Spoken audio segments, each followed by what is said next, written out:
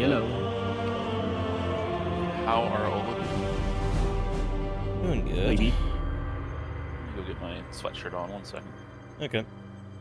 Time of year.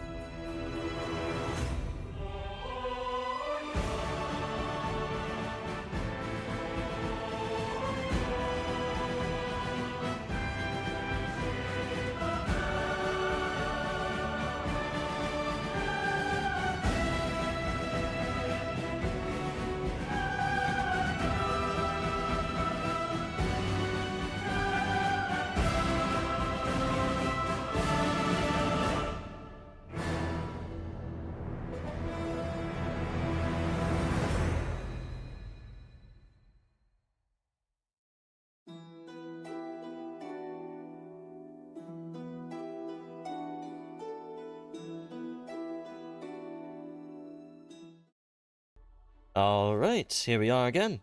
Hello, welcome everybody. So, welcome back, of course. I think we're on episode 28 or something like that. But either way, whatever episode we're on, we still need to do the weekly recap. Who wants to do it this week for your extra hero point? Takers. I can do it. Thank you.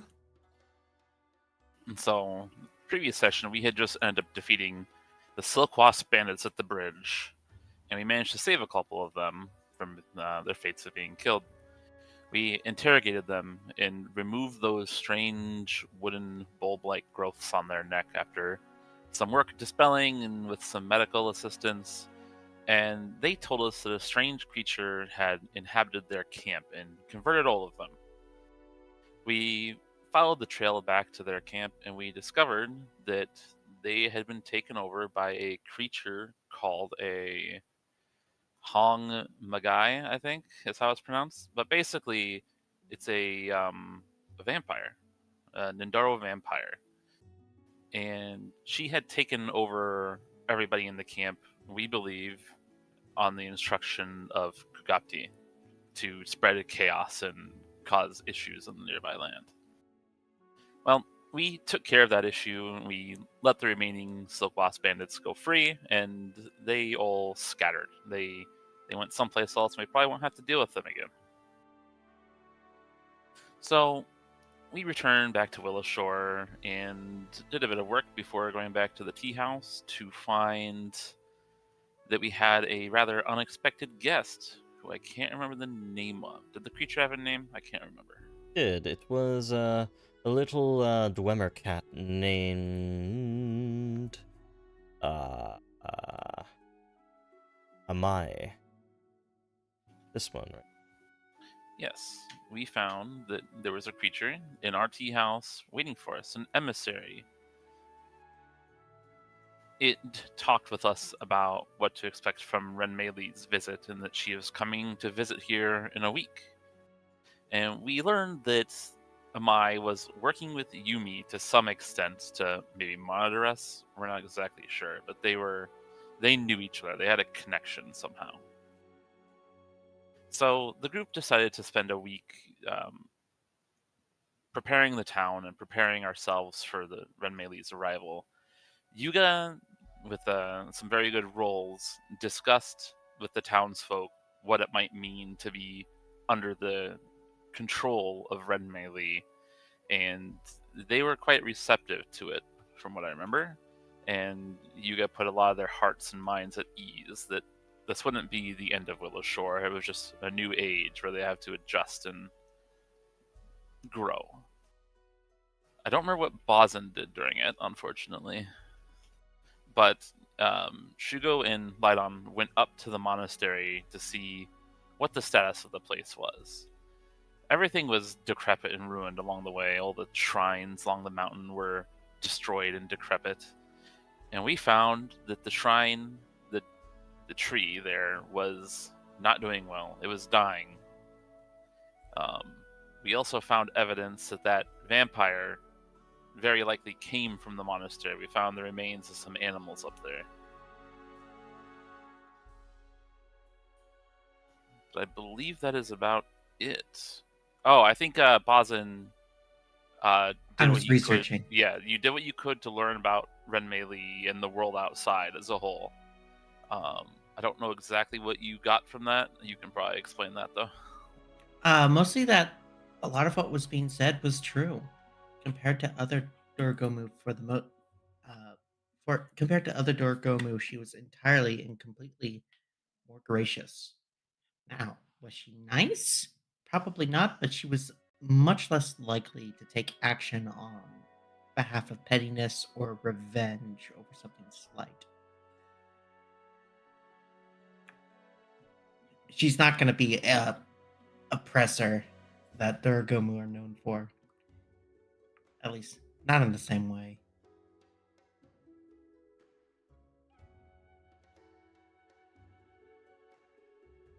I hope that all went through. Yes. It actually all went through, actually. You didn't duck out at all that time. But either way, as you guys are discussing these matters, you have already went through this week of maybe preparing the townsfolk and such for the arrival of Ren Meili. And so, as you guys all arrive, or together, on the fateful day, at, of course, the Cerulean Tea House, your home base, essentially. Of course. Sort of discussing things, maybe sort of like maybe arguing back and forth here and there. Quite suddenly, there's this immediate swirl of mist, silver sheened mist, in the center of the room. Before arriving from it is Mei Li herself. And she's not as wildly sort of showing off her spider-like form as the last time that you guys had encountered her, the sort of facsimile of her in, of course, the mindscape of Willowshore, the one that sort of intruded but wasn't the real Ren Mei Li. So as she arrives in the silver sheen, her spider legs sort of like pulled to her back, completely covered by her cloak, she appears, seemingly, as a sort of small, 4'5", courtly woman. The only thing that seems to belie her nature is every so often in her hair, spiders sort of like skitters its way across. Well, well indeed. I have heard from my ambassador that you are willing to speak to me. I wasted no time jaunting my way through your village, though. I knew where your, well, home base is, as it was. Arrived without any trouble for you. See, I understand that the people of your village be frightened of my presence. Consider this one of many considerations I have levied for your unique situation.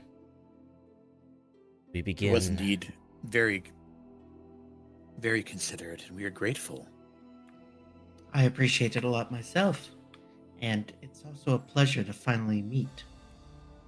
Yeah. I hope you enjoyed the gifts I could provide from the other side. I sincerely believed that there was a will within, one that I could influence just by pulling on the tiniest of threads. And here we are, with the aid that I bequeathed upon you. You are now freed from that parallel dimension and returned to the world at large. Another gift that I provided without asking anything in return.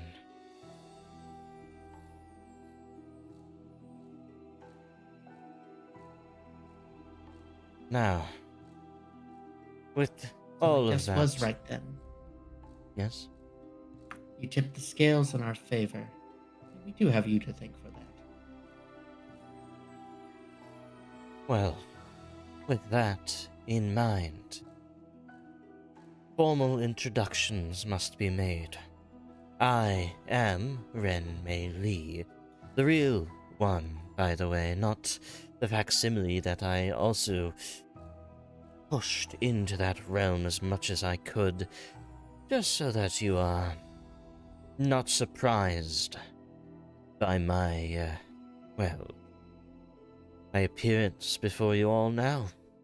You know what I am like. You know of my servants. You know of my abilities, my skills, and perhaps you know a little bit of what the people of this realm whisper about me. And I hope all of that comes together to tell you that my deal that I wish to grant you, my offer, is the best offer you can get in these parts. You see, I wish to offer you an alliance. I understand that Say has cast its greedy eyes upon Willowshore's resources, and wishes to cast its greedy hands upon it as well. The ghostly aristocrat, the ruler of Say, well, this would otherwise fall within their domain. And while we Jorgomo rule over 10 men, Say is an unruly subject at the best, or at the least, and nigh rebellious at most. Even so, other of my sisters may cast their greedy eyes upon you as well. You have, suffice to say, not only my sisters to worry about, but greedy governors and, well, it seems even bandits as well. Many threats that you will not be able to deal with alone. While you are powerful in your own rights, each of you able to fell great beasts, you cannot fell an army. Your people cannot stand against great forces. So, this I offer to you, this alliance. And with it, to secure it, even more gifts I will provide. The gift of considerable autonomy, provided that Willowshore is stewarded by people that I can trust. I will ask you, do you suppose that you all might serve as my stewards here? From what I have heard of this world we are now finding ourselves in, your stewardship is probably the best thing we can ask for at this time. I have been looking into all the other options, more so to confirm what I've heard. And what you say is true. An alliance with you is better than any other we could make with anyone else at this time. And I don't see any reason to say no. So I am willing to be a steward. As the acting interim governor of this village for a large part of this past year, these concerns have weighed greatly on my mind as well. And while I am inclined to accept, I wish to be sure of one thing first. You wish to request of me? What is it? This is a quiet village. We largely keep to ourselves. We live our lives here. Most of us never set foot outside the village. The people of this village are going to want assurances that we be allowed to continue living our lifestyle, living our lives here in this village the way we like to do traditionally. Will we be able to do this? There is a way to allow a village its own tradition. That is what is called in Shenmen a silver-sealed village. Essentially, it provides the whole village with the understanding that all of you have the abilities and powers of one with a silver collar. Trade, movement, all of that. However, I shouldn't say trade and movement specifically. Those are still limited. But within Naturally. the village, within a Silver Seal village, read and write, one may conduct their culture as they will, and my kind will have, well, our appendages off the town in its, well, entirety.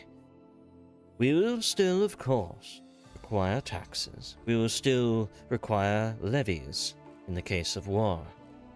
We will still require what one would expect in any other nation within Shenmen, or within Tianzia, in fact.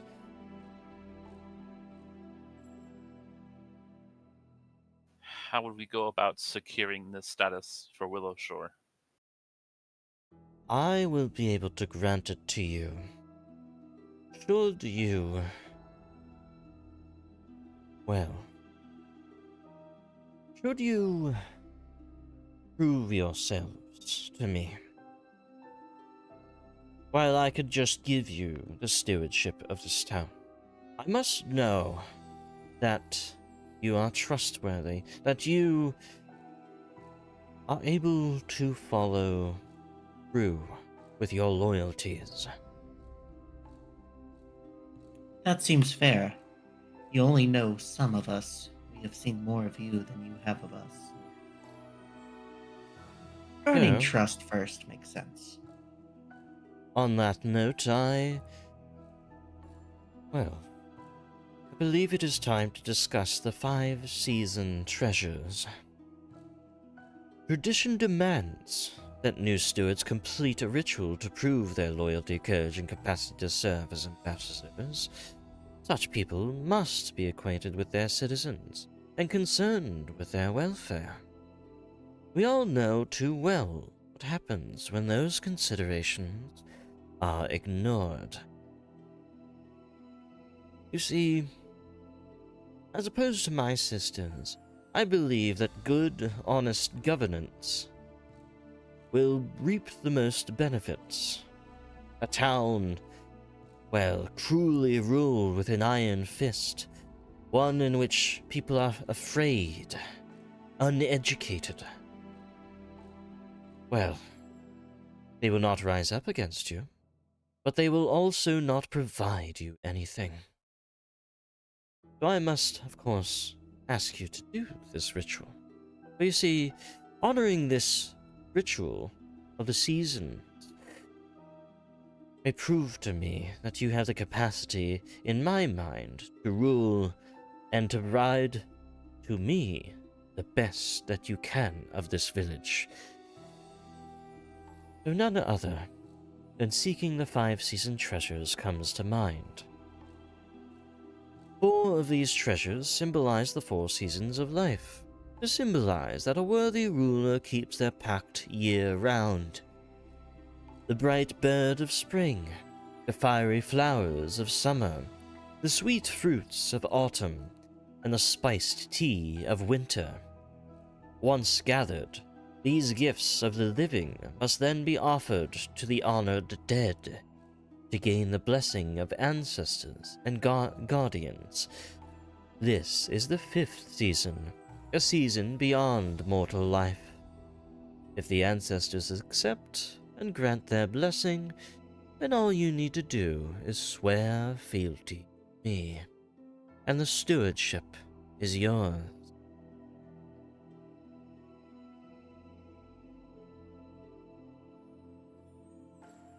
She goes and look to Yuga. Does anything within all of what she said seem suspicious or potentially offensive, religiously? Roll a perception check. Sense motive.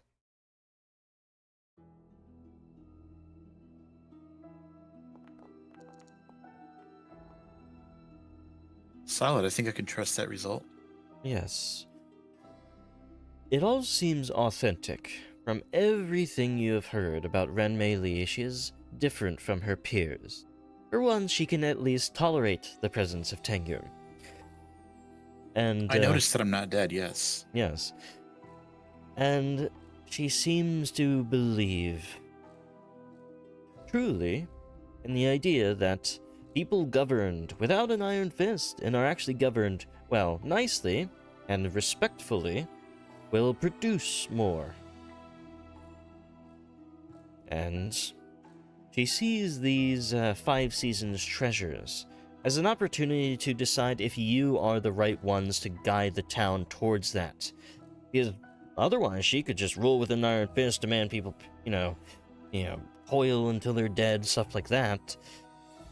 But she would need local leaders to do the good way of governance, the sort of prosperity method of governance instead of ruling with an iron fist. She cannot rule with all of that in mind without good stewards. Local ones, in fact. So that may be why she is so interested in you guys. But there is one more detail. You note that she asks you to swear fealty to herself, rather than to Lady Langloi or the Jorogomo court of Shenmen, the ruling body.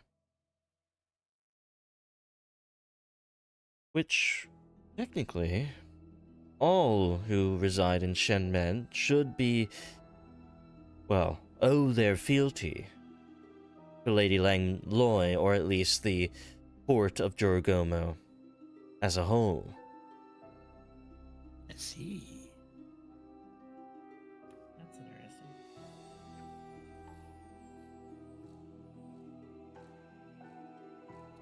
Consider me interested. Very well. Then we shall address the treasures all in turn. But to begin with, you must offer me a bright spring bird. And you watch as Renmei Li draws a pair of silver pins from her hair and stabs them into the mat before her. She touches one of the two cloisonne balls dangling from the first pin, which depicts a white bird with a long curling tail of many colored feathers, and then speaks again. The bright bird of spring is a symbol of joy and renewal, breaking through winter's drear. If a steward is good, then their rule represents a revival of good fortune for the village. You will put on a performance of whatever type suits your talents, music, dance, drama, whatever skills you have, to celebrate the greatest things you have done to benefit Willowshore. In your case, I should imagine that would be freeing your people from the mindscape, no? I would imagine so. What I if... can hardly imagine a feat close to that. Of course. Even so, whatever you choose, the show should involve multicolored costumes, vivid backdrops, special effects, and dramatic music. You will have your performance ready within the week. I shall return to watch it, and I quite look forward to your show. If there's one thing that should be known about me, is that I quite dearly love a good performance. Prove to me that you not only have strength in your hearts, but strength in your creative wills. That you can create something from nothing, that you can create anew from winter's destruction.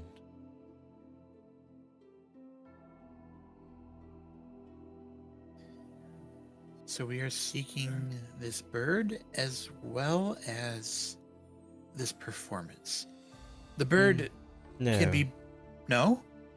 the bird The is performance is simply the bird. a representation of the bird. The bird is the performance. Oh! The songbird represents it metaphorically. There is no actual bird, yet it is still a treasure, would you not agree? The performance itself. No, don't worry. There will be more mundane, true treasures as part of the 5-season treasures that you can go in search of.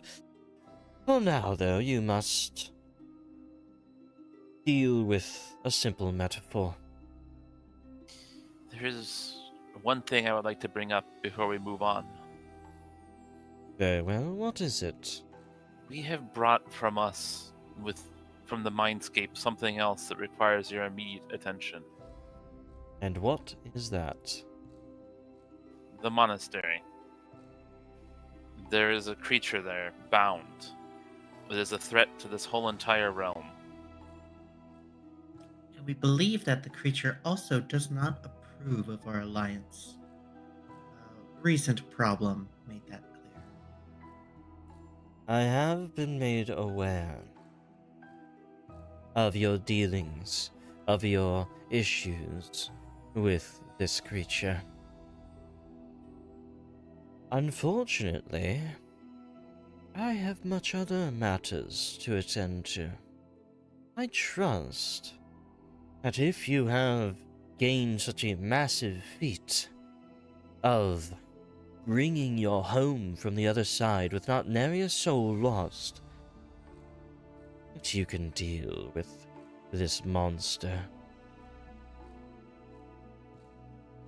If, of course, you are to be my stewards, you should be able to deal with it without my aid.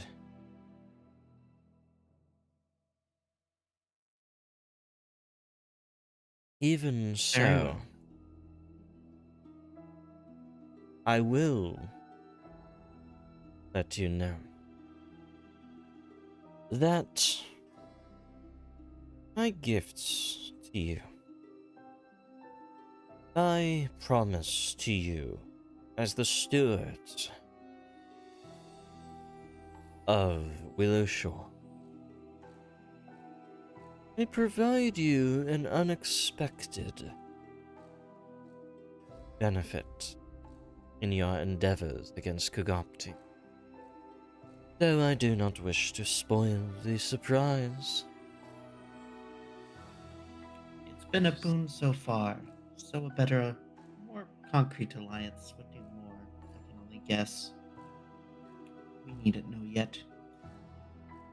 Shugo kind of shifts his weight back and forth a little bit, maybe a little nervous.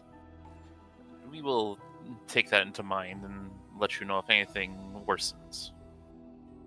Very well. Now I have much to attend. I will have to bid you good day. A week's time I will return. I expect a good show. And just as she had arrived, a silver mist surrounds her and she disappears. I look forward. Oh.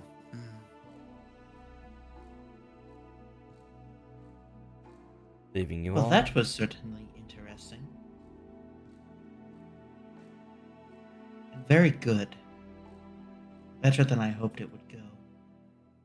There's more work to do, but thankfully, not the kind of work I dread. My mind is racing. I must meet with the theater manager and hash out ideas. I'll come with. I'm sure my weaving skills will help with the costumes. Can the three of you dance? Not terribly. Shugo just looks at you, Yuga. Do I look like a very graceful person to you? No, you do not. What about singing?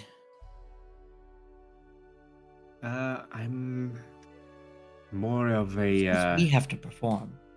spectator. I think we are all supposed to take part in this somehow. I'm sure Oh, that yes. the three of you can find ways to participate in some way. I'll help make the costumes. That's where my Okay. strengths lie.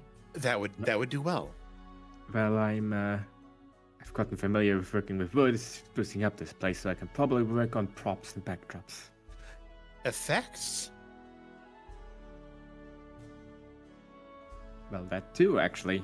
I can mix up some potions, some fizzy potions that can spread smoke and whatever you need. And Shugo. And he just kind of stares at you open mouth as if like his brain is trying to process. Shugo looks blankly back at you, waiting for your revelation of what he can do. Shuku can act as a statue in the play. It's like the one person who's a tree in the backdrop of the play. You could be Kugopti.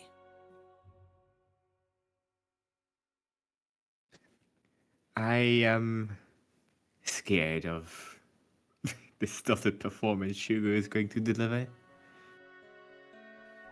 We can think about this further. Later. Alright, so you guys have a week to prepare for the show.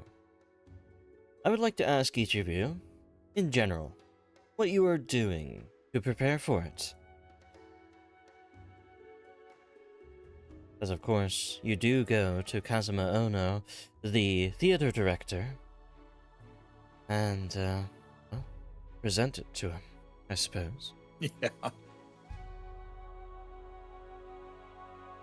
No, this would You be got fabulous, yes. I've been looking for something to do, and my new plays have not been ready as of yet.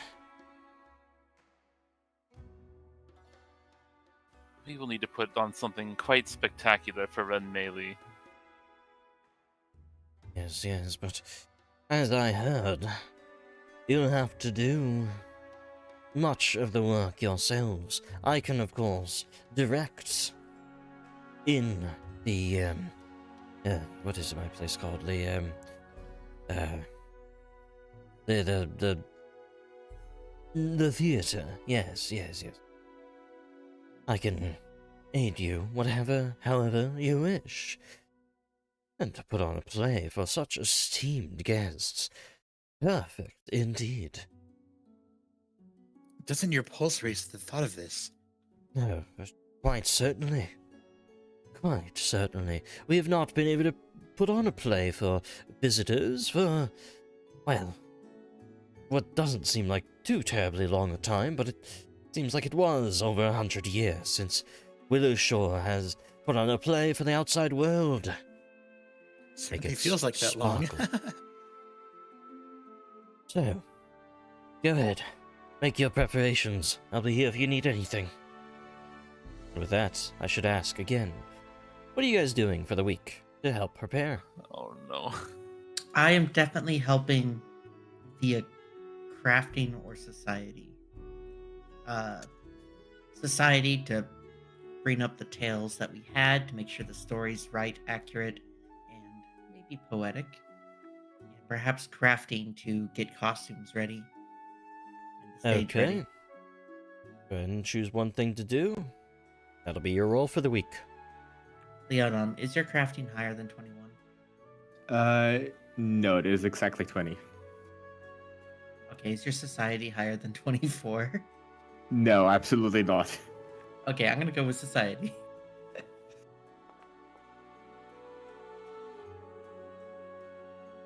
Hey, That I will take. 36 is a good number. very good roll. Able to...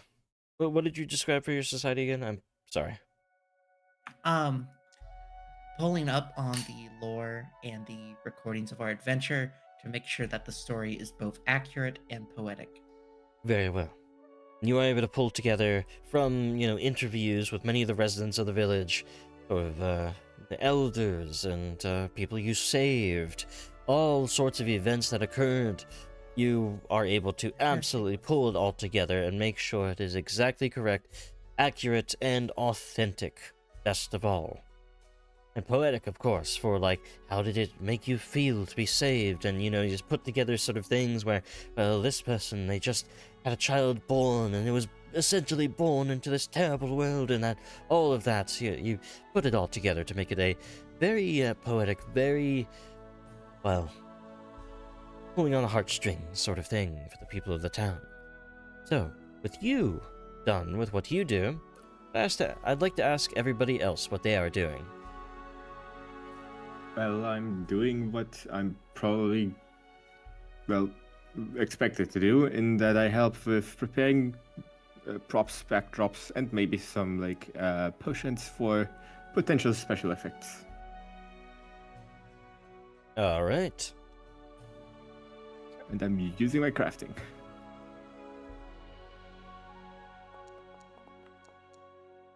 I would like to hear about that. Okay. That is a much, much better roll, in fact. As you're mixing things up, you don't only just... Alright, sorry, hold on.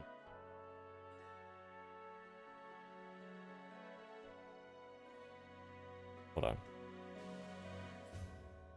on. Sorry, guys. Something was bothering me. You not only just, come up with, standard fare for pyrotechnics and all of that, you sort of put together some new innovative methodologies for, making water that doesn't, stain the wood, and, there's, you invent dry ice so you can have sort of, fog on the ground, and, all sorts of different things. You pull them together. You think of every conceivable way you can use your alchemy to pull together an immersive experience, and that you certainly do. And so, with you doing that, who's next? I can go next. The trouble here is really narrowing it down. I have a feeling that Yuga's going to end up just utterly exhausted by the end of this with how much he's going to be throwing himself into this. Working very directly with the theater manager. You're going to be shocked, but I cannot remember the name that we just talked about 2 minutes ago. So, basically working with them, making sure that we get a script going, making sure that we have music in place, everything that I can do to actually get the performance itself set up, make sure that we have the people for it, make sure we have our music, we have our script, we have our narration, all of that. Okay. So I think for that, you can either do Willowshore lore or performance. My performance is higher. Okay, Specific lore is generally easier, though. I feel. that is true as well. And since I'm not like actively performing throughout the week, I imagine I can't use the +2 bonus from either of my performance items. I think normally those items say if you are using the instrument, if you're like literally doing performance instead of preparations and stuff. So yeah, I think Yeah. probably Willowshore lore for you then. Yeah, they're only one apart. Willowshore is a 16, performance is a 17. All right. Big money. Oh my. Well, Okay. It was big. So you really threw himself into this. pour yourself into this. This almost culminates your return to the world, the sort of future of the village. You put it in your mind. It rests upon what we tell ourselves, what stories we tell ourselves about the past. And so, as you go about your day, as you put all of this together, one after another, sort of working day and night, you are able to put together a fantastic sort of setup for the play. And it will, you imagine, be a great one. And now, one more thing. Shugo, over to you. What are you doing during the week? We are to Shugo now, who is a very one-track dragon. This would be Not good. the worst. So, this may be kind of a long shot, but Mhm. Shugo wants to try to gather the spirits that are in the area to give us a blessing for this performance.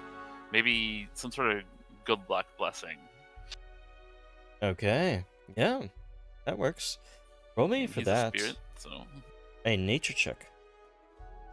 sure.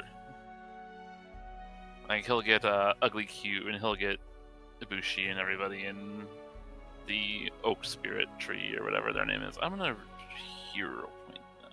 Great Willow. Ibuki. Yes, Great Willow. Ugly Cute, of course. You go to all of them, and each in turn is at first sort of like, you know, little off of it. But you're able to convince them that even though they are in the real world now and that they can go back to just doing what they want to do, they owe so much to the village, the people of it. And they all come together, including Kohoshi, which was the Shikigami of the Desna Shrine, that guy there, Great Willow, Ibuki, rather Ugly Cute, all of the spirits that you can muster that have come to the venue the night before, and sort of gathering their spiritual energies and maybe coaxing some friends who usually don't show themselves to others. You're able to bring about an incredible sort of spiritual blessing upon the venue of the theater. And pretty sure that it's going to be helpful.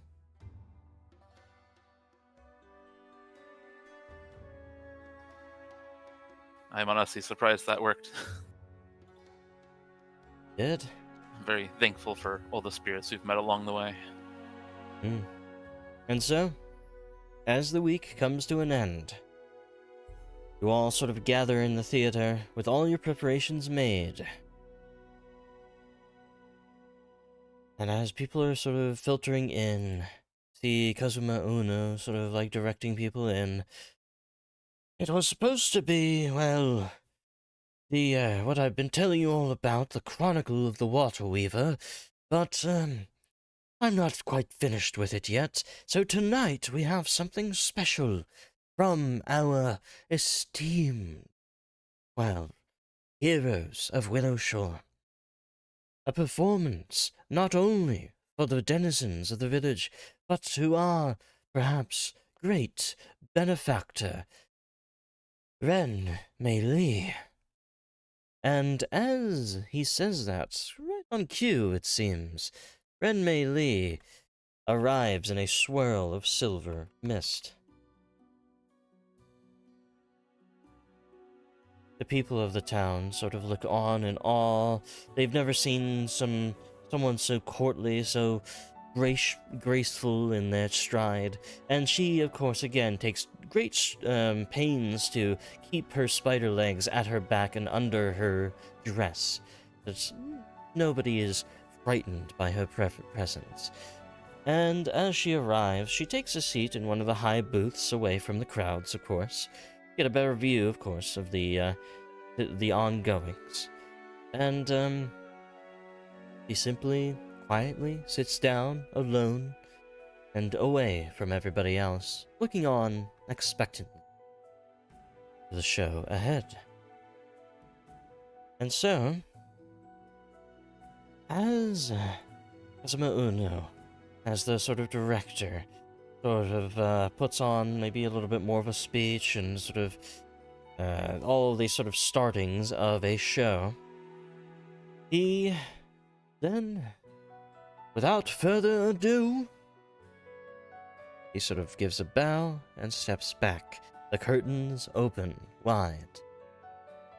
And I want, off the cuff a little bit, from each of you, to show off one aspect of the greater story that seemingly, or rather what you think, is the most important point for your character, for your heroics, for what you did in the journey to bring Willowshore back into the real world.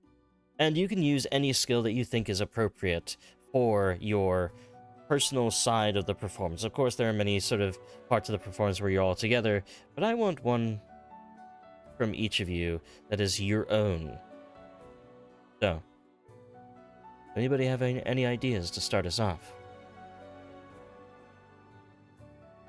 Well, we could say that in the order the characters Belzin would go last, but he could definitely bring up the ritual that brought Willowshore back, because he's the one who led that check, if I remember right. Yeah, okay. For that, you can roll an occultism check. Sounds good. As Leodon sort of puts on this great show of magical sort of powders bursting here and there, sort of, dramatizing sort of lightning in the sky, much sort of swirling energies and this and that, fog sort of billowing out from a great kiln, and flames sort of like dancing within, as you all step inside the kiln, and also sort of bring with you the diorama of the town, signifying the rest of the village as well. Belzin, you put on a grand show, everything is on its mark. As you raise your hands, the sort of magic sparkle in the air. Pyrotechnics work gloriously, and everything fades down to complete darkness before this lovely, pretty much ending scene of the springtime glory of Willowshore. So, that is the end of the performance. As we're going a little bit off of order, that's fine. Who goes next? Shugo can step up, and he's going to emphasize the great evils they've been fighting and doing battle with through their whole journey to get back to the real world, against the Nindoro, against Kugati themselves, and he'll put on like a play fight against these imaginary enemies that they fought. Alright, so roll your athletics for that.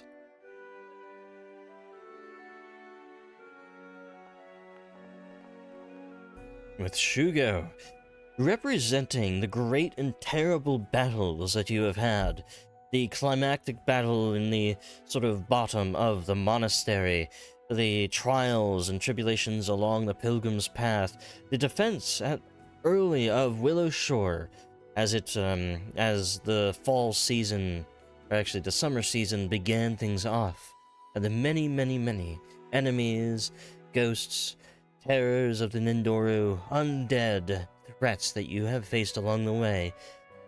Each in turn is sort of quickly play fought out. Nothing more than a few seconds of a zombie lurching towards you, throwing that to the side. It's almost as if all of the fights are happening at once, as you coil between all of them and tearing them all to shreds.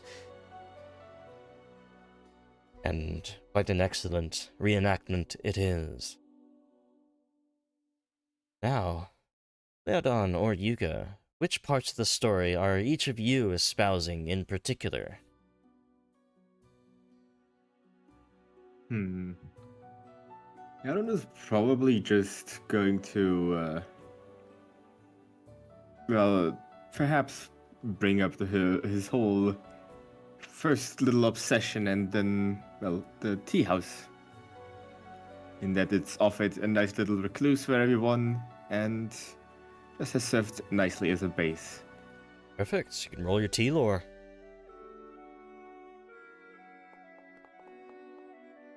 And of course, who can forget the festivals that you guys put on, the long winter's night, the summer solstice, all these festivals that you had performed for the people, the sort of little clay house festival for the winter solstice as well.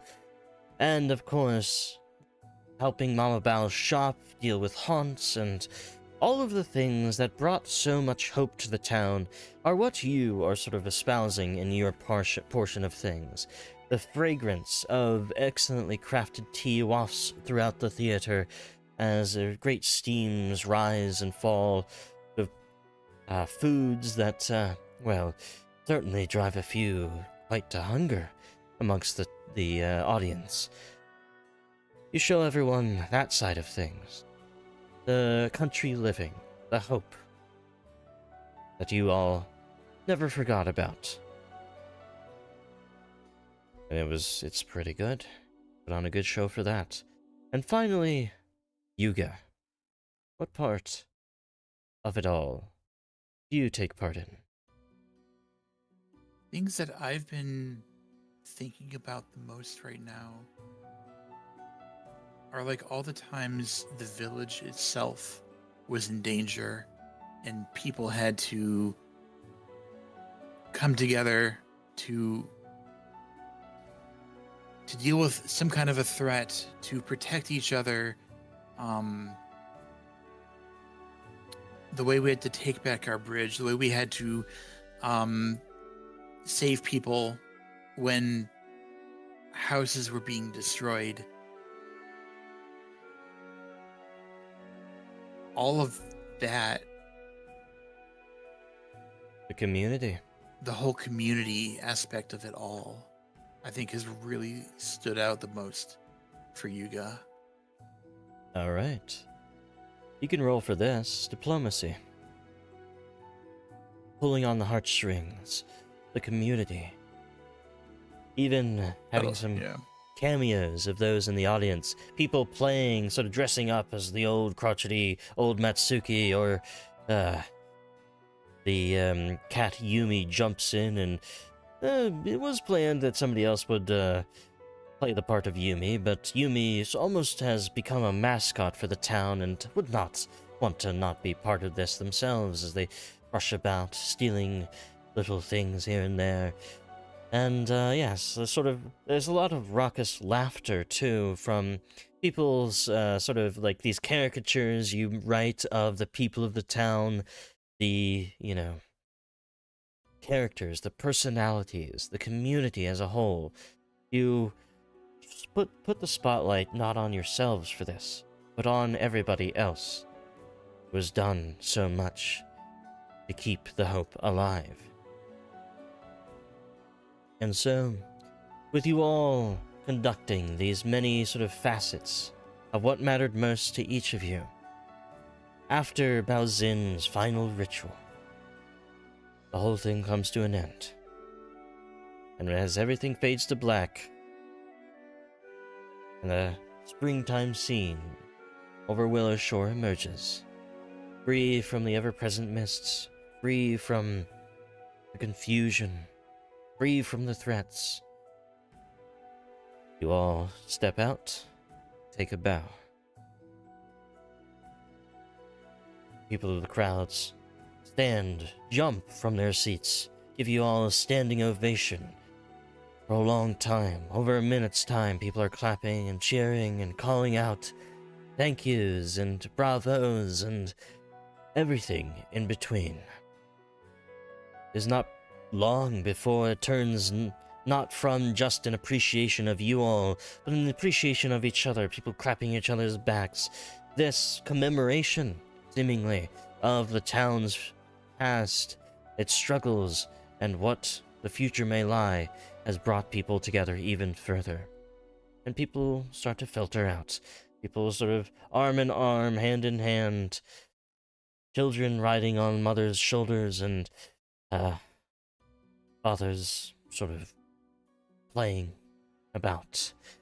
It is a great sight before you all. And yet, as people sort of filter out in the streets, going to parties of their own, house parties, invitations going out, you're all left to clean up in the theater. And yet you also notice that there is another figure that stays behind. Ren Mei Li steps down from the sort of upper areas of the theater and comes down to meet with all of you once more. I must admit, it is not often that the great heroes of the play are able to also, well, be a part of the history. So greatly have you espoused these, well, efforts of your community, these efforts of your own, the struggles and the hope, that I am at a loss for words, I must admit. I have been to many a play, across Galarian even, a few even in Absalom, a few in Taldor and Cheliax, and many, of course, across Tianzir, across my great many years. And this one stands amongst the great finest of them all. Thoroughly impressed. You have certainly... We are honored that you enjoyed it so. We'll have to record everything to make sure we can perform it just as well again and again. Of course. I believe that Cosimo Uno, the director of this theater, certainly was taking notes. Now then, you have certainly deserved the first part of the treasure. And I withdraw, or she withdraws the silver pin from her hair, unthreads the cloisonne ball depicting the bird with the many-colored tail attached to the pin, and offers it to, well, let's see, she does offer it to Shugo. Excellent performance. The fight was riveting, I must say. Performance and plays are not my strong suit, but thank you very much for the compliment. Now, he pulls back the pin, which has the other ball on it, which has these overlapping bursts of red, gold, and green sparkles against a backdrop, deep blue enamel, presumably representing fireworks against the night sky. So, next, treasures of summer, the fiery flowers of summer are your next assignment. Even as one celebrates the season, the competent steward does not allow their duties to go neglected in the easy months of summer. Neither do they cause undue fear among the people being protected, however. These fireworks, presented to the people as a celebration of summer's beauty, also serve to frighten away malicious ghosts and spirits. To fulfill this purpose, the fireworks must be made with dried blossoms of Heifang's horn. Regrettably, I have no supplies of these blossoms to give you, but I have no doubt you'll be able to find more somewhere in the Moon Marsh to the north, and will have no difficulty in harvesting enough to put on a fine show. Once again, however, I'm afraid time is rather important.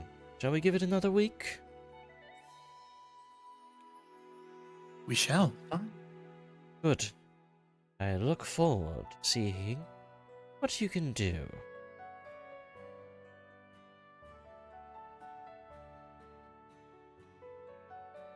Have you any questions before I head away? Yes. Where is the Moon Marsh exactly? The north. I believe if you follow the creek from that farm extension that I believe helped you through those winter months, your play, you prepared that dilapidated little farming village, allowed you to get great amounts of grain for the winter. I spent Beyond- so much time working that. And the creek that is dry half the year, if you follow that, it will bring you to the Moon Marsh.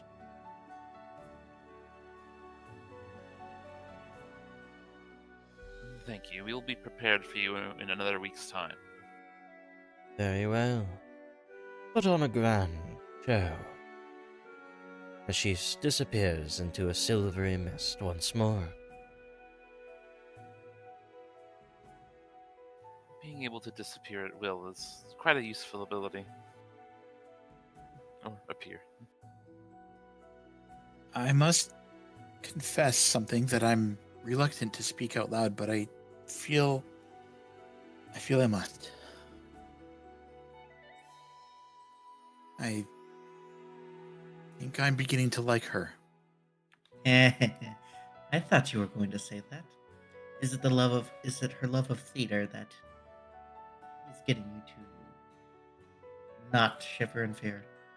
Nah, I shouldn't say hadn't- that. If I had not gone into the priesthood, that is most likely the career path I would have chosen. You are a natural at this kind of thing, Yuga. I will admit.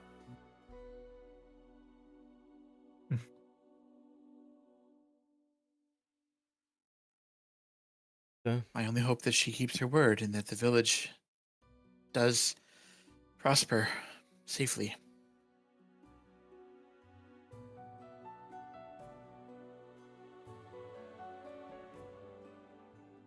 With that all being said, cleanup complete. You guys rest the night, with the knowledge that you'll be going on a journey away from the village towards a marshland. So if there's any preparations you all need to make, this morning would be the one to do them in, as I assume you guys will head out as soon as you can. I'm preparing prestidigitation and draw moisture. Okay. This Uh, pin that Shugo was given, is it just a pin? Well, it's a little cloisonne ball, which is like a kind of like a bead essentially, but it's like a metallically sort of carved bead. I think. Let me look it up. I was trying to figure out what that word meant. Cloisonne.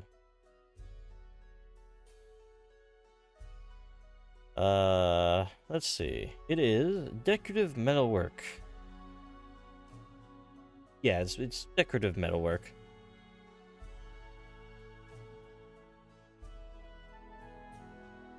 They're little balls that would kind of be like beads that hang from something. And yeah, it's not magical.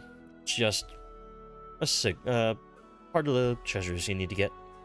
Yes, he'll keep it safe in his bag. We're basically just going to the march to try and find a treasure. Just summarize the goal. Is what I'm asking. We are trying to go to the marshlands to find the ingredients for the fireworks we need to make. Correct. That makes more sense. Hayfang's horn is a flower, a blossom. Hmm. Is this a blossom I'm familiar with? Roll nature check. Not Hayfang's thorn, it is Hayfang's horn. Wow, I really misheard that. So, Shugo, you are able to pull up some of your knowledge about Hayfang's horn. So, you even, go to a botanist's book and are able to look it up. It's like this. Looks spiky, but, the fresh petals plucked from a Hayfang's horn, which is a rare bright orange wetlands flower, are able to, first of all, the flower, or the plant gives off a soft orange glow on moonlit nights. And the blossoms themselves have a lot of, like, a lot of combustive energy in them, so it could be used for some pretty interesting looking fireworks.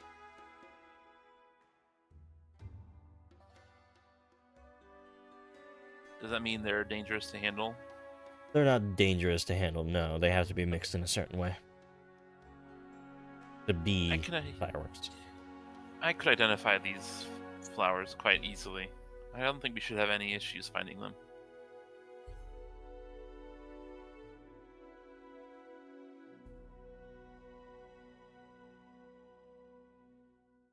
But if you are all ready, As ready as I can be, I suppose. Alright. Yes. You guys head out from Willowshore. Start to head north to the old village expansion, the farmlands to the north, and along the dry riverbed that continues northwards. And it gets a little bit more marshy as you're going along, but no signs of the plant until maybe at dusk, when you finally break out into a much larger marshland. And it is here. Let me see. Up some. Womp. Very liking me. There we go. Loud.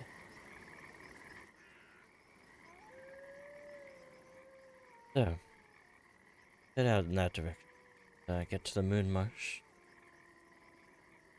See before you, in the sort of waning daylight, night light emerging.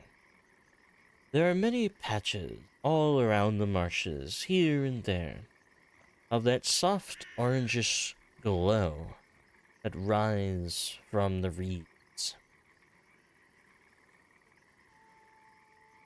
Though you're still going to need a perception check. It's going to be probably an easy one. But somebody, or everybody, whoever wants to make a perception check to start to search for these particular blossoms. Try to get enough of them for the fireworks. Sure, we'll definitely look as well. I will help. We're helping the Odon.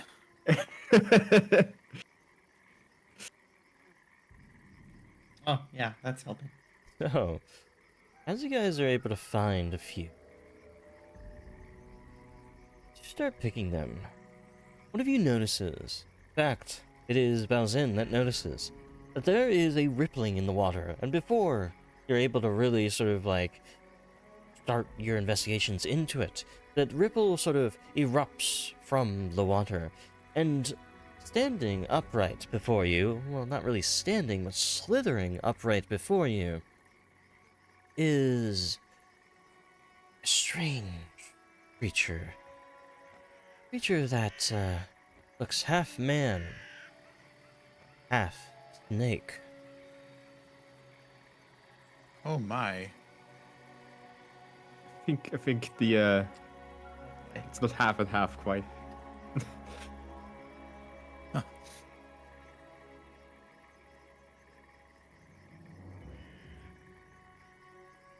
Who are you?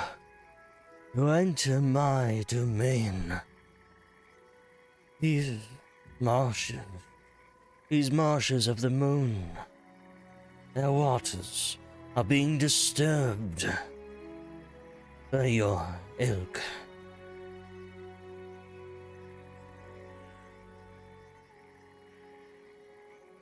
As water always does when it's disturbed, it will settle in time. Not a long time, a short one. We don't seek to stay. We look for flowers. Flowers. There are many flowers in this place. But you must tread carefully. The delicate balance of these environs must not be disturbed. For you see, not only does this place, well, reflect the moonlight, but it also reflects the starlight. It allows me peer into the stars, allows me to understand them. Their reflections give me a glimpse into signs, into portents, prophecy. And what I have been seeing is concerning.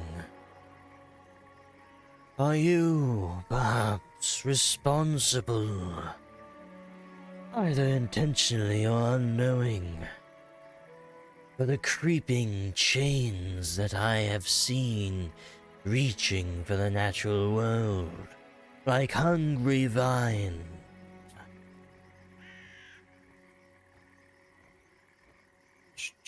Chains? Chains, like hungry vines wishing to grasp upon the natural world. Not physical, metaphorical, portents that I see in the starlight. What do they mean?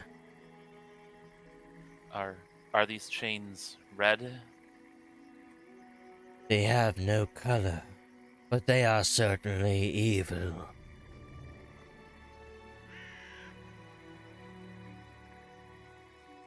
They mean ill will. They mean to bind.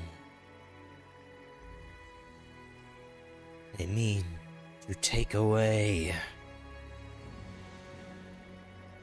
something fundamental to our world.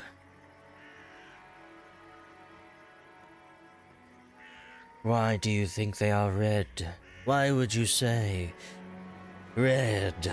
A color of blood, a color of fire, a color most akin to evil. Because there's a great and evil Nindoru that we have spent so long trying to resist and defeat.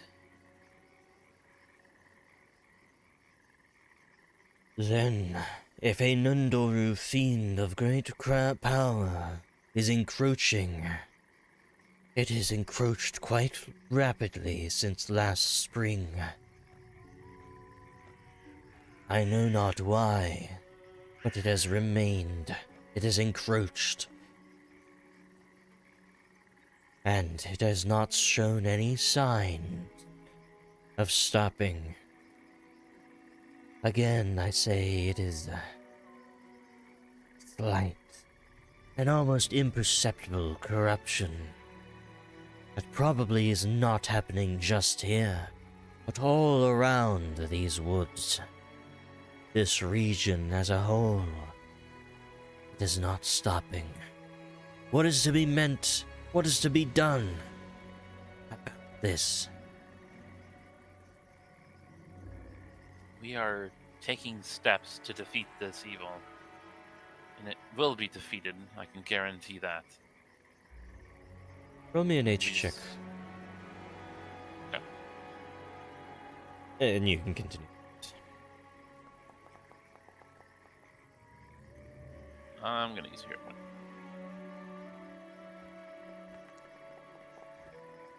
Slightly better. Just a little bit better. Webs are We just need a little more time, and then we will get rid of this thing's corruption from this land once and for all. We have already defeated it once. Well, We kind defeated of. a shit of it. We clawed our way out of its prison. That is very different from defeating it. You all. I see now. You all are those who have stood against the chains in the sky. I have seen amongst the stars a great dragon, a great raven, a great spider, and a great snake. They've done battle against the chains, and you must be the ones that I saw in the constellations. Yeah, I will aid you how I can. Take this 1,000-year dragon root. It has grown here as mandrake root is so very long. It is collected much essence here. Take them. They will aid you. They will draw you towards the heavens and guard you from the burning of the light.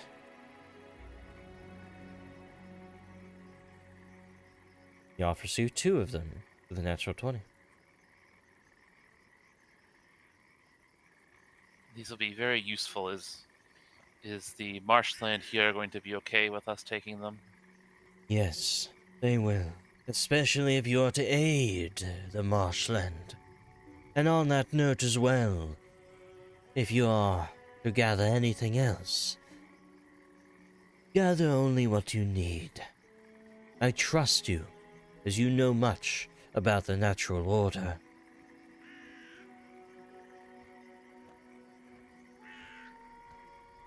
Thank you. We appreciate you letting us do this. We will only take what we need. Very well. And hopefully very soon the stars will be clear once again to you. No more That chains. they shall be. That much has been prophesied. Very well. And they slither away. What was that creature, out of curiosity? Shugo does he recognize them, like what they were? Roll an occultism check. Ooh, I got this. Please. Given his ability to portent the future. You are... Yeah, 8. Yeah, you can aid. Well, Wait. Oh. Wait. Oh. I have something I can use once a season. once a season Folklore enthusiast. loses the I secret can trait, bump- increase the... by 1 degree of success. Okay. Now, you increase that from a success to a critical success, Oh, awesome. as you immediately recognize that as a lunar naga. They are less hostile than their other Naga kin, and they are skilled diviners and astrologers, hermits, that sort of thing. Very nice. I share that knowledge. So definitely not someone to be wary of, but an ally we can trust.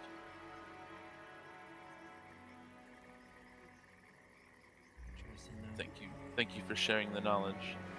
I didn't think Kugapti would have spread so far, but I guess it makes sense. While we were in the mindscape, I guess he was just here spreading still.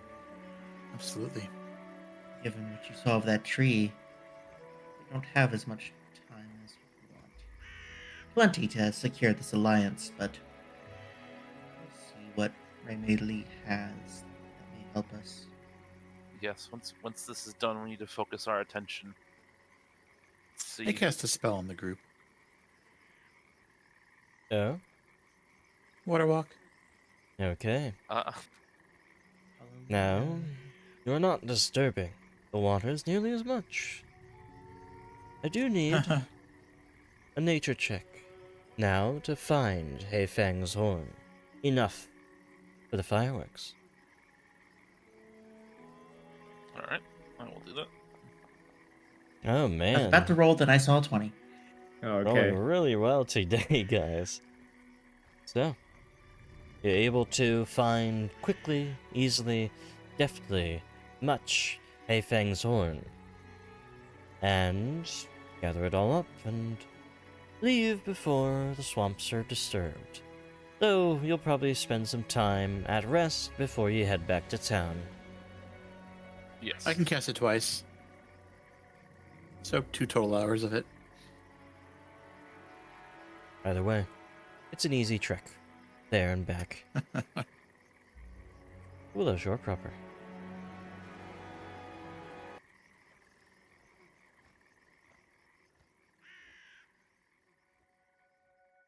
As you return to Willowshore on the next day, you now have a week's time to prepare the fireworks.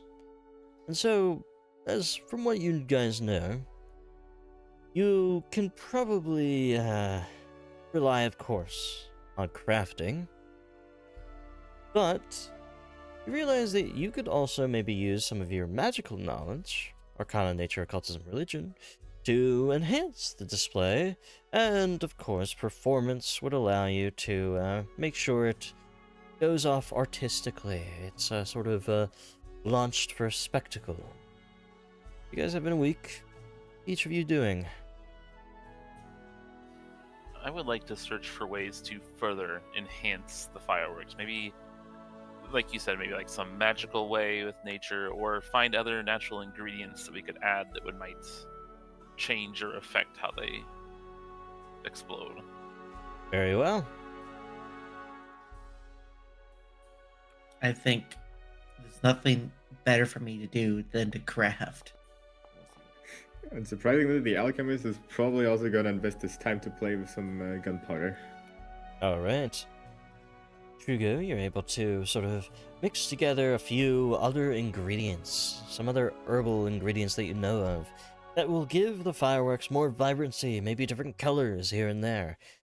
And with that, the add-on is a little bit of difficulty with gunpowder. There's been a few sort of bursts that shouldn't have happened, and gonna need some help. I'm gonna aid.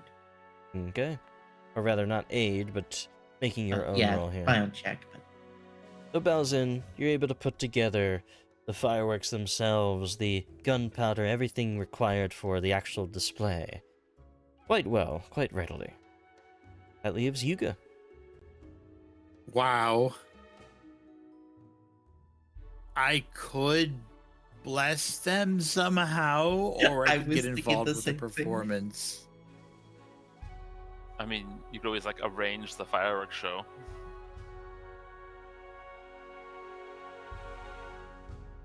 How very zen. Or you do not mean arranging that You didn't mean arrange that version of arrange.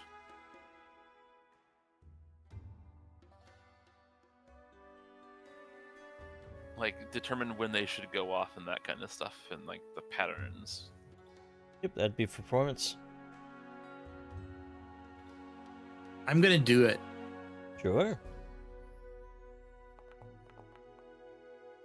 Okay, it's not terrible. 30's good. That is very good. You're able to put together a solid plan for the fireworks spectacle. And as you guys set up in the town square in a while, let me use that map again. Where is it? Probably the first. The old summer that never.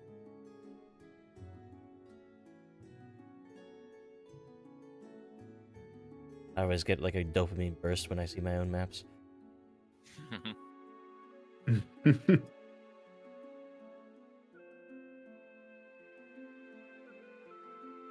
Turn. Actually, I feel like I had another map where everybody was on it. Hold on. Did I like drag that out? I want that map. Give me a second, guys. Sorry. Actually, we can take our 5-minute break here while I'm doing that. We're about halfway through. So, everyone watching, we'll be back in 5 minutes.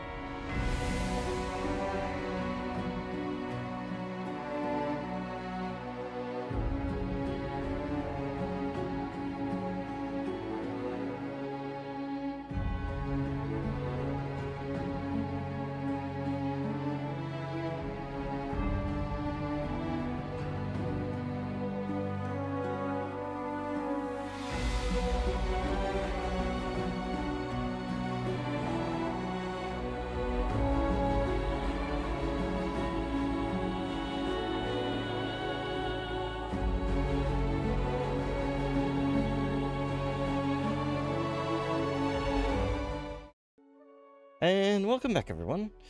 So, we had just left off while making preparations for the fireworks show for this thematically summer-oriented fireworks show with the Hayfang's blossoms that you guys had just acquired.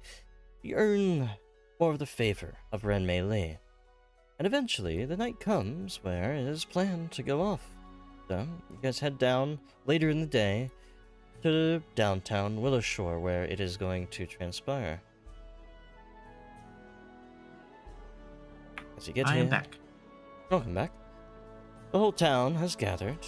Many people sort of going about their business, or well, not really going about their business, but gathered together to sort of look up above them as, well, Renmei Li makes her appearance once more in the silver mist. Hello there. Hello again. Good And evening. welcome back. I Pleasure. suspect that this will be a good show. Hope. Very different. Putting on a show that's out of your hands once it starts. And for the purpose of things, to made the preparation, there's nothing to do but watch it transpire, as shooting into the air, the many fireworks bursting up in the sky, many multicolored displays that vaguely resemble even shapes as you guys were able to put it together. Different wild effects here and there, swirl and burst in the air, and the lights sort of cascades flashing down on, of course, you all here. And people, as they look on above them, are awed, inspired, and grateful. A quick ceremony, over in about 15 minutes. People of children are happy, giddy, screaming, yelling. People are oohing and awing. It ends as quickly as it begins. As everyone disperses once more, another chance to speak with Renmei Li. I will admit, these festivities, less involved than the theater play, but I wanted to discover how well you deal with, well, delicate things. As of course there's great power in those blossoms, but also they are delicate, rare, hard to find, something with a light touch required. And yet, after a lightest of touch, you must also understand power, force, and that is what the fireworks represent. The sort of dual nature of rulership. It is not just force, and is not just hands-off. It is a balance, a proper balance. The maximum effect.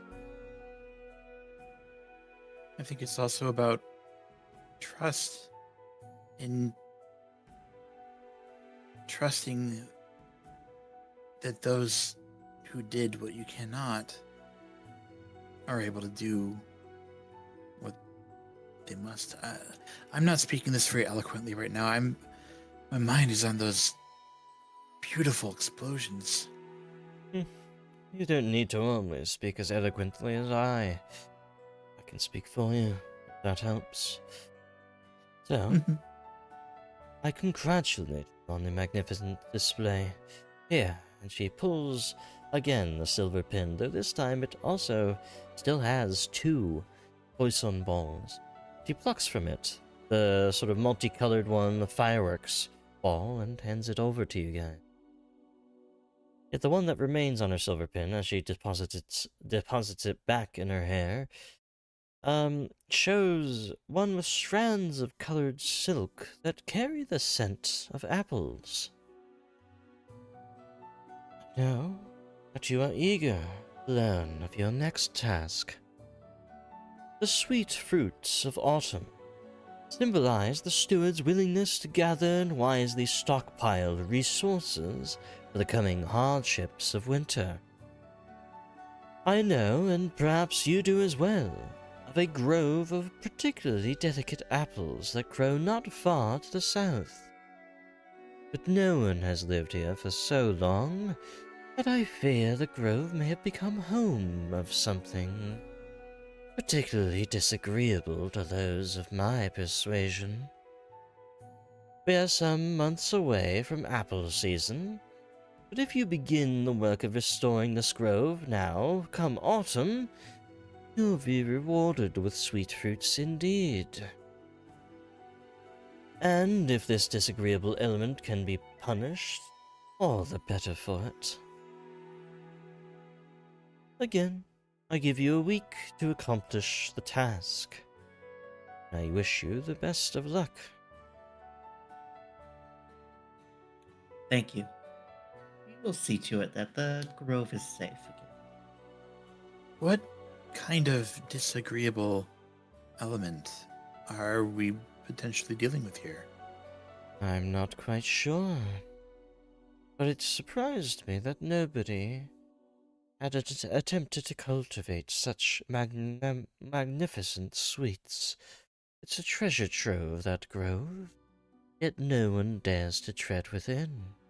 There must be something that is causing issue for the enterprising individual.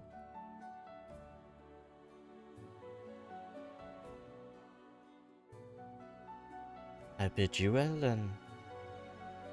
Back here a week's time. She disappears, a swirl of mist.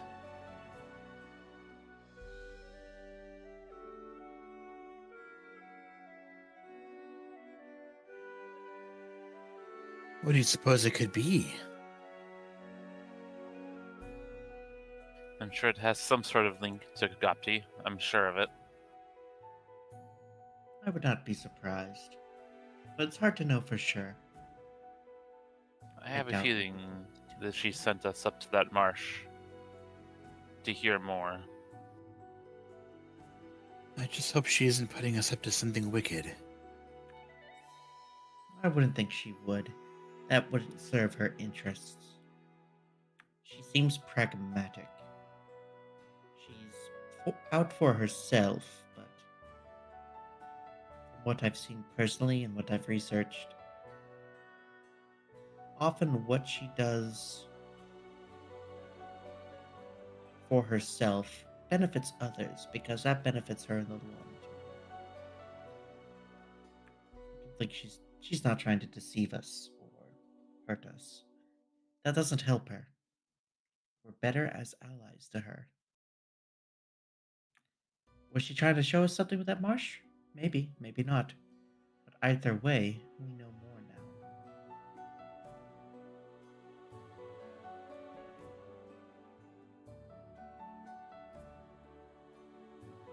Well, I suppose we'll head out there in the morning. All right. Yes. Guys, rest for the day, and are told of some dangers ahead. You have an opportunity to prepare.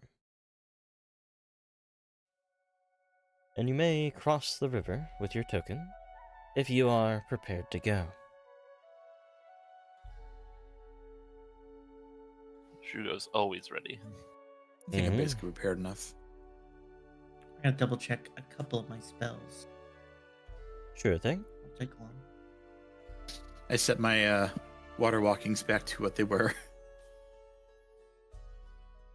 Yeah, when I'd heard you gotta go into a marsh and do things in the marsh, I'm like, what do I have that would help with that?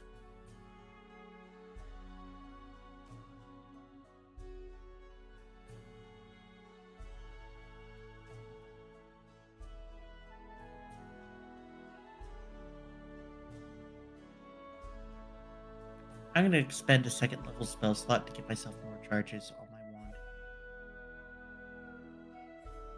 On your staff? Yep. 2 more? Staff, not my wand. I think it's 1 per rank. Like, I Okay. can't think of anything useful to put in that slot, so might as well. Yeah, that's a good way to do it, actually. So, That's a good way to yeah. You said it. because then you can cast higher level spell slots with those charges. Yeah. Or just more. It makes it flexible. Mm-hmm. So, as you guys leave Willowshore behind for the hinterlands once more, you start to trek down to this orchard that you had heard of, well beyond the ghost wall last time, but beyond the fields of stone, the gorge of fangs and teeth where you had once saved Ugly Cute from the terrible cobblestones, you continue down south. And it's about, I would say, most of the day, but not all of it, so there's a little bit of evening sunlight still. When you arrive at the grove, of course, change the music. This.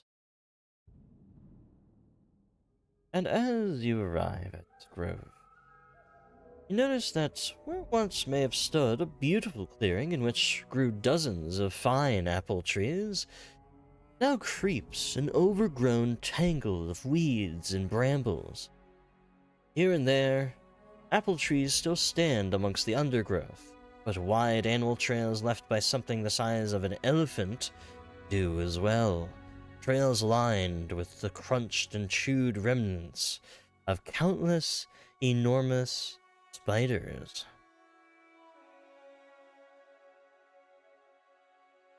That's interesting.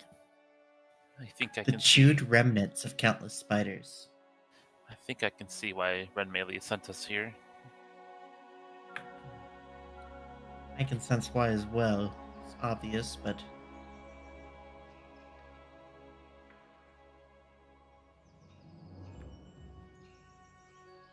I'm gonna hold Minako a little bit closer.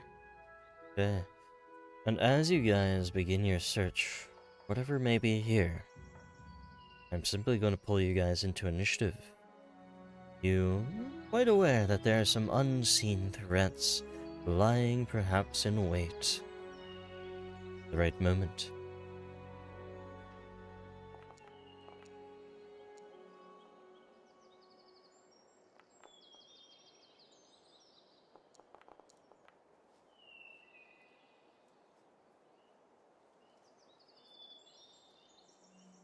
Something real quick.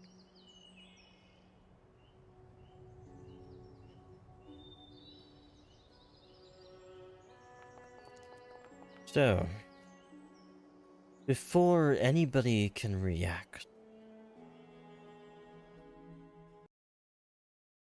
a creature lurches out from the undergrowth. Where is my... A creature, massive. Strangely though, looking to be some sort of a possum or something like that. And as it lurches out, oh, doesn't have anything on coming out of that. As it rushes out from the undergrowth there, it rushes straight up to Leodon and goes for a deadly jaws strike. 5 on the dice. Will miss just barely, though, as it latches shut close to your face. Shugo, it is your turn. And, Shugo, you are able to realize where everybody, all the other ones are lying in wait because your perception check is higher than them. So they are under the trees, in the undergrowth, here, here, and here, waiting to strike.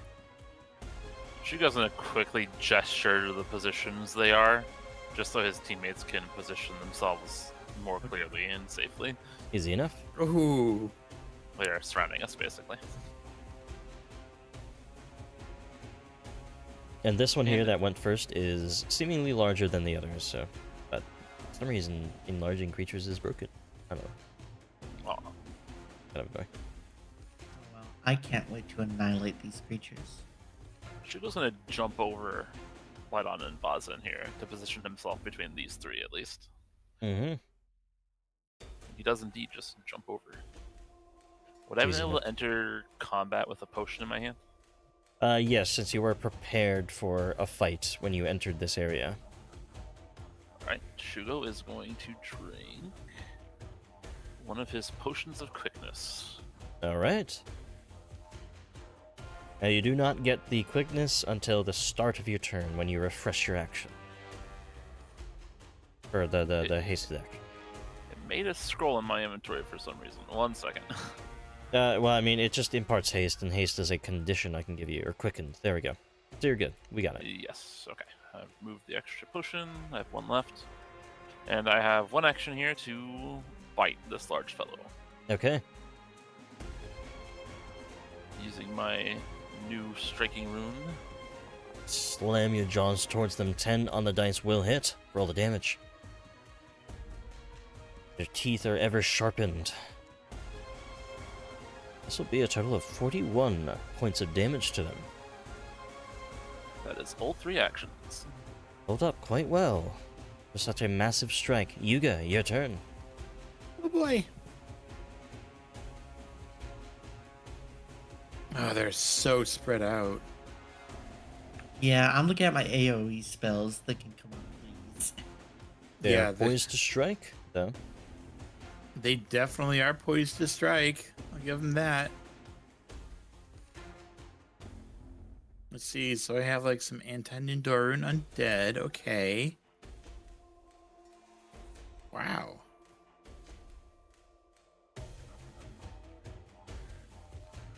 Of course I took off Sanctuary.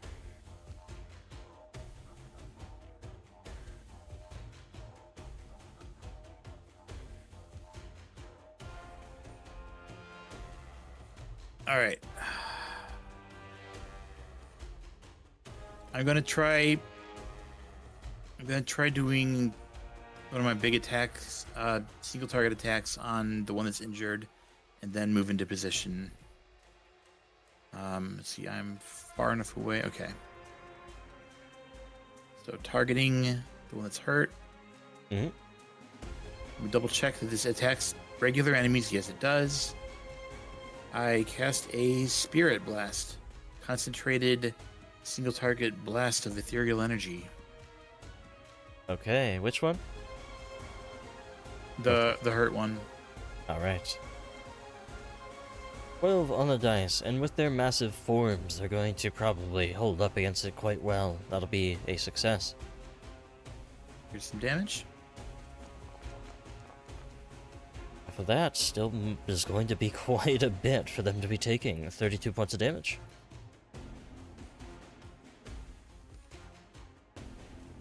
You got, on my turn, I'm hoping that all of the enemies will be within 30 feet of me. So keep that in mind. Cool. I'm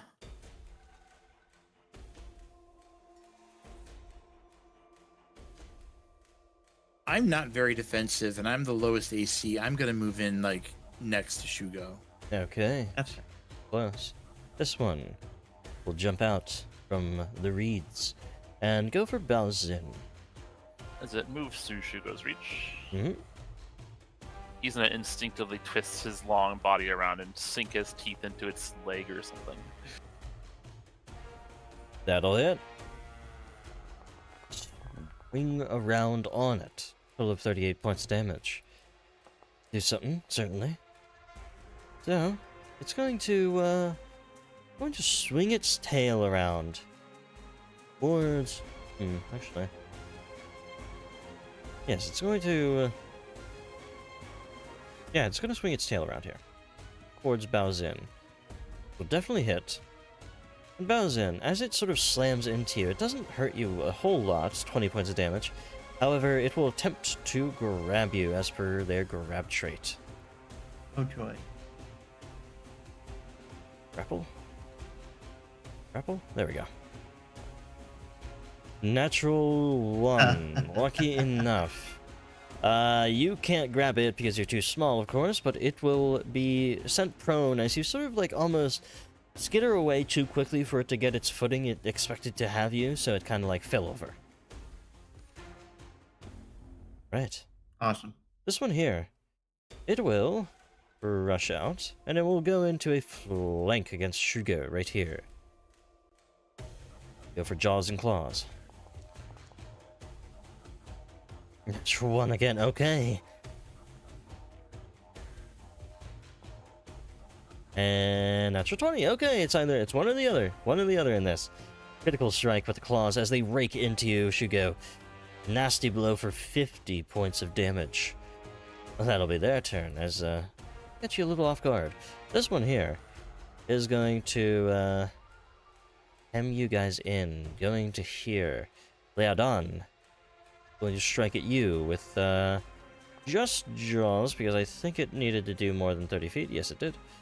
Will hit. Cause rake in, biting Leodon for 21 points of damage. That'll be their turn. Leodon, over to you. Oh.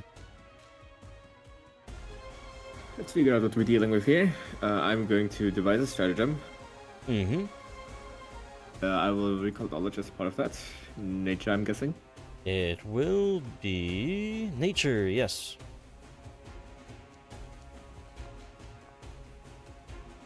So you do recognize these. These are Kravgodons. They are... Well, I mean, it tells me 2 lines. Few creatures can shrug off an Encrav's acid and crunch its chitin like a Kravgodon. And few creatures have survived long enough in many environments as this. The opossum. Okay, so it's a big opossum. It's just a big ass opossum. That's basically what it was telling me. in its little listing here. So, specifics? Give me its lowest save.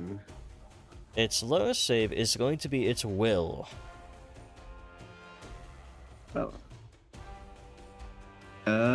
Where's save his will? That's good to know. No. Today's fortune. 13. Ooh, I like that.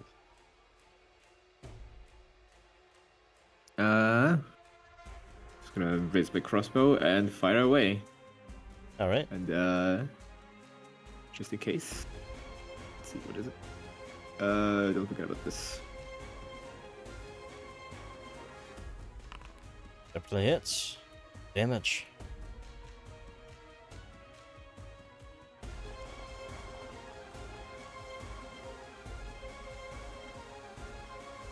$39 points of damage. This one, as you shoot it, falls over dead. Good job, Leodon. Satisfied with his work, he reloads.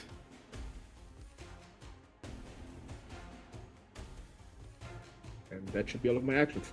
Okay. Cool. These guys are not as strong and scary as I thought they would be. But still, I'm going to go with my original plan. Because of how they are spread out. I want to cast on all 3 Fear. Okay. You look to those 3. Now roll their will saves. That's 20 on one of them. Failure on the other 2, though, at the bottom here. Which one got the nat 20? The one on the right of you. One on the right. Okay, that one I'm gonna curse that one. with a Needle of Vengeance. If it attacks, well, if it attacks me, then it will have to make a save. I'll put it on it. Needle hovers around it. With way too big of effects. As for the familiar balanced luck, I will increase my own armor class. Alright, dragging that over. That'll be your turn. Shugo, over to you. I want to interrupt. May I take my turn before you and cast a spell on you? Yep, I'll delay. Okay. Good delays. We go to Yuka. Okay, targeting Shugo. I'm going to cast Heroism. Alright. And I have one action, so I will shield. Alright, I'll come back into initiative once his turn's over. And I'm done. So, shield, heroism, all that. Shugo. Shugo sees opportunity with this one that's afraid and on the ground, and with his empowered bite, he's going to use a 3-action devastating bite. Oh god. Alright. With heroism, everything going for you. That is I am almost a so crit. sad. So close. Almost a Wow. crit on that. If it was heroism 2, I don't, would I don't be. have a hero point, unfortunately. Familiar of balanced luck would have made the difference. you guys would have your halfway hero point if you really wanted to use it there. You know Shugo. what? Yes, of course I do. Okay. Greedy. 14 will make it a crit. Yes. So Yes. roll the crit damage for the 3-action devastating bite with the extra striking. Holy shit, the amount of dice. That'll be 128 points of damage. And it is, you chomp its head off, essentially, as it's sort of, you widen your jaws and then smack straight into it. It is immediately, absolutely killed. Well, by a combination of all of you guys' efforts, certainly. Off Yep, guard, frightened, fear, heroism. Off guard, everything. It's so nice. Mm-hmm. I have a quick end action left. Oh, yeah. So it's not even the worst thing to spend 3 Actually actions on do one that attack. again. I cannot do it again this turn, I'm sorry. I can do a 1-action attack on this other injured or uninjured one next to me. Hmm. Only at map -5, too. That'll still hit. I wanted another crit. 44 is not bad at all either. Now, before we get to any of the other ones, this one up here gets back to its feet. Oh. It's feigning death. It's an opossum. Of course. So it re-enters the initiative. Wait, is this one feigning death? Its Its head head has is been removed. off of its body, so we're not Well, sure if it can feign its death with its head off its Do- body. Do That would be opossums need impressive. heads to live? They might. Now, the one I that think they might, yeah. does re-enter combat is going to immediately, seemingly extremely quickly get up, as it's just their ability to just get up and start attacking again. 8 on the dice, or 8 to hit, not to crit. No crit there. Anyway, Shugo, you take 17 points damage. It's definitely And caught by surprise there. claws and claws. It's going to go for raking strikes into you. 10, 7 will hit on the other one, but not the third one.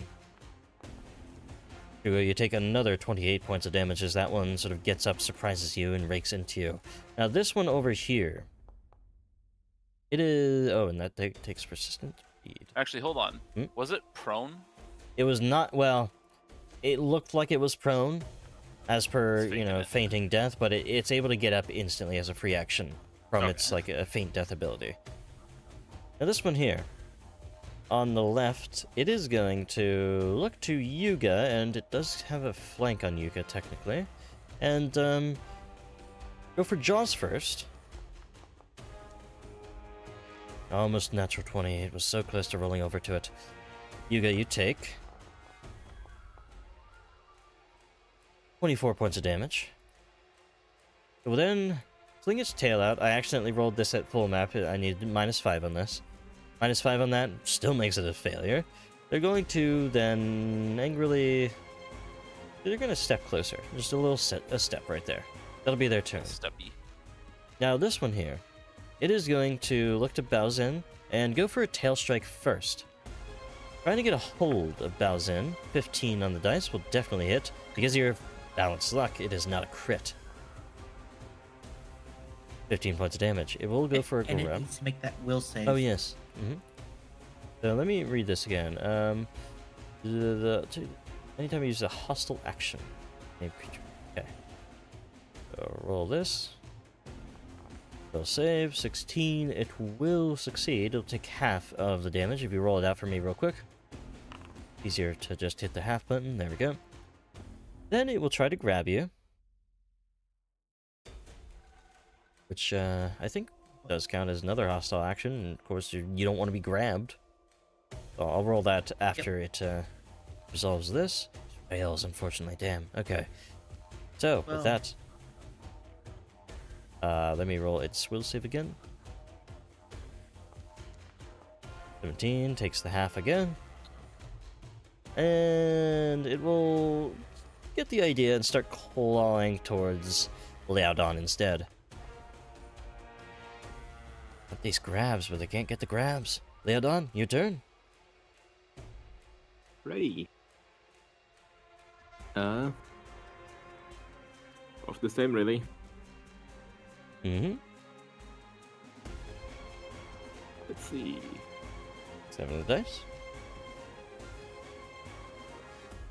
That's probably nothing new. And nothing new on them, yes. No recall knowledge. And devise a stratagem is 9. Not the worst. Not the best either. Still, I'm just going to do a repeat of my previous turn and that I shoot and reload. Okay. That'll hit.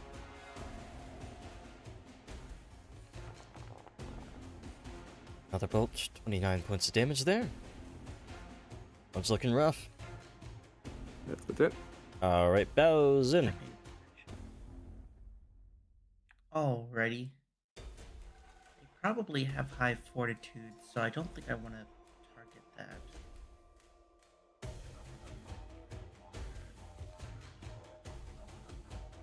I want to see if I can target multiple, but I think I can only hit the 2 up here. I'm definitely going to use an action to sustain Needle of Vengeance and still put the armor class bonus back on myself. Mm-hmm. That protected me from a crit.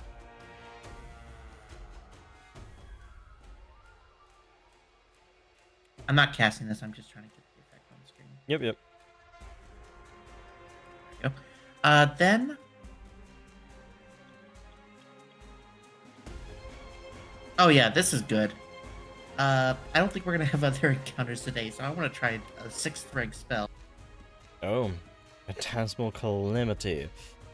Finds the mind of each creature in the area. So those two? Hit the 2 up here, yep. Alright. So an apocalyptic destruction of the grove commences as they sort of look with fright. 18 on 1 will be a success. 3 on the one on the left there will be a failure. So roll the damage. As they take the mental damage, the mental anguish of the Phantasmal Calamity. This one on the left up here in the top is very, very badly hurt. The other one takes half. And what's the fail? Are there any other failure effects? Yeah. You On mean- a critical failure, it must make Oh. Okay, that's not as good as I thought it was, but that's some good damage. I mean, it's good will-based area damage, 500-foot range, 30-foot burst, and good crit fail effects. I mean, if there's, like, a lot of enemies, you know, it would really not do great for them. A lot of them would crit fail, all that. It's a room clear. Oh, yeah. So, either way, damage is damage. Anything else you do? I'm out of action, so no. You go. Alrighty. Gonna see what I can do about the upper one. Mm-hmm. I want to try looking at an AoE, see if I can get it working. Okay. I don't trust that one being the element it is. Arg.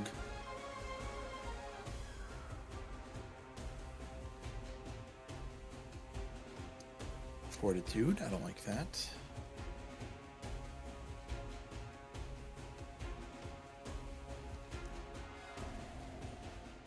Why do these have to be like normal living things? My spells suck against these. I'm just going to try to finish off the really hurt one with a cantrip, I guess. And Divine Lance. Okay.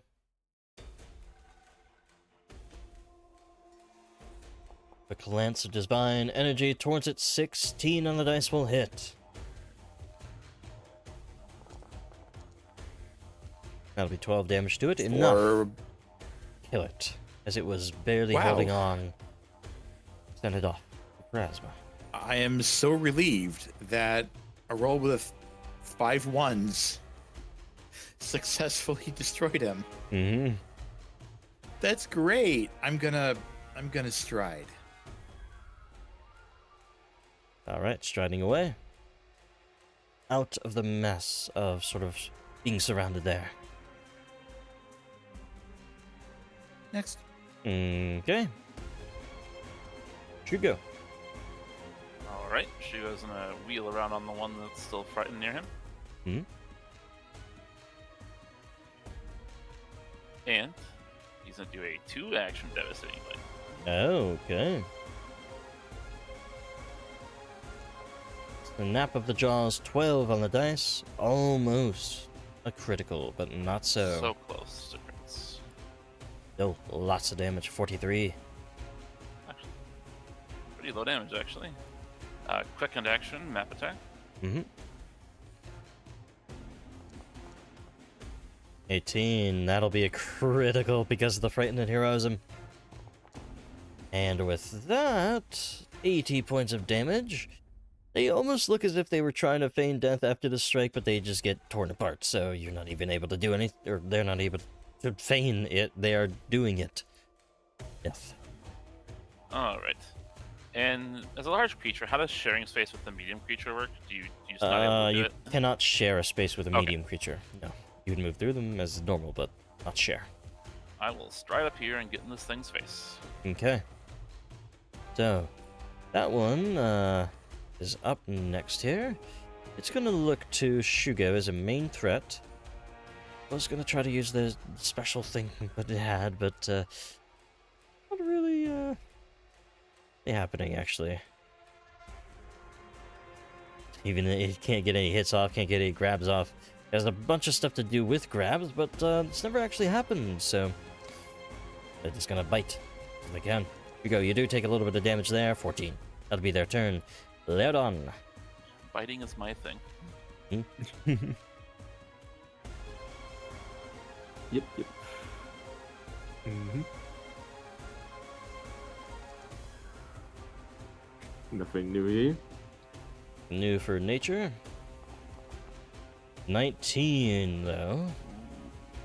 Devise a stratagem. Fight is basically over, but I'm still going to see how my damage matches up. I'm going to Envenom Strike, and I'm going to fire my crossbow. Okay. Like I guess. Fatal D12 envenomed crossbow. No, this will crit. You aim it straight for the eye. Ooh boy. Yours is 65 there. A bit less on the rolls than Shugo has been doing, but still plenty of damage there. 65 it actually takes those, so surprisingly a little bit less. The poison doesn't seem to take hold on them as much as you would think. Anything else? Nope. That should be all 3 of my actions. Bells in. Alrighty, sustain the Needle of Vengeance, but I'm gonna move the Balanced Luck to reduce his AC. Okay. Right, I don't have information. Then what can I cast my 2 remaining actions? Damage sounds good. I'm gonna raise up and cast a spell that I don't really use much for good reason. Chilling Darkness. Alright. Roll the attack. Strike out towards them with chilling darkness will hit. Unfortunately, they're not holy creatures, just animals. That's fortunate. Oh, that's bad damage.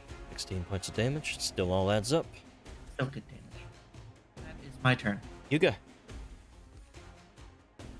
Okay. Don't forget the AC debuff. Oh, yes. Do that. Alright. Well, I don't want to just do nothing, so I'm blasting. Then you started blasting. Alright. Then I start blasting. Let's see, that's unholy only.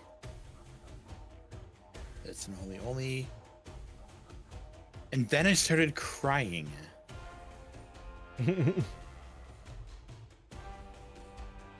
Well, too prepared to fight Ndoru and fiends. Oh my gosh. You didn't expect wild animals.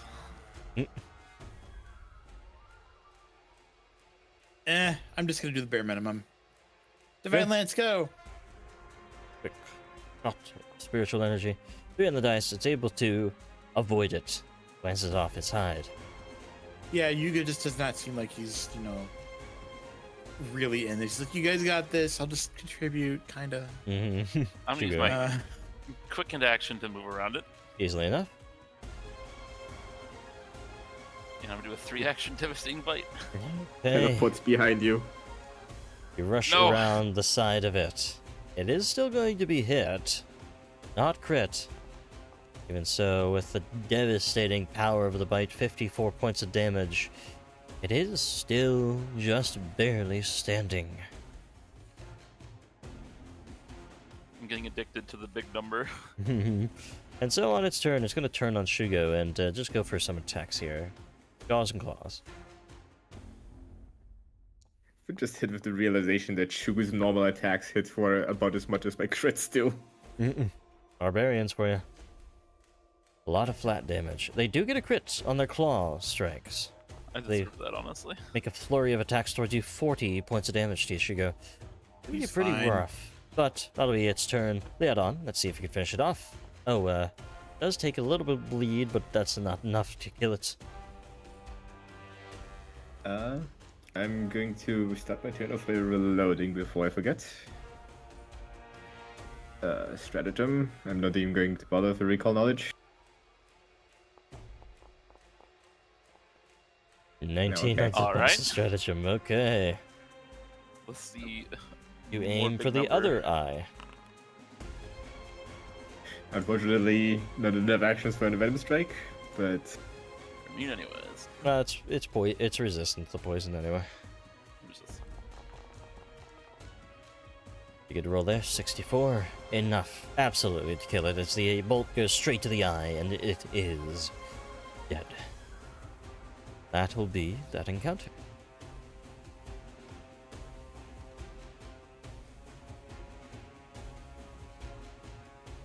So now you guys have a chance to have a look around without being, accosted by the wild animals of the place. I'm really curious what they would have done if they grabbed us. Do they have the freaking swallow hole ability? They don't swallow whole, but from Yeah. nature checks you could do to recall knowledge, they can either crush you, or they can grab you and bring you along with them. Run away with you. Oh no. Okay. I'm starting to realize that it's not that a lot of creatures have swallow hole. It's that Kingmaker used a lot of creatures with swallow hole. Yes, actually, I will agree with that. It did have a lot of That creatures is- like that. I lost to them so often too Mhm. with my fortitude. It's a tough mechanic to balance right, because some people can just get like absolutely ruined by being swallowed whole, but then again, you can cut them out pretty easy. By It, the it way- makes for good stories. Mhm.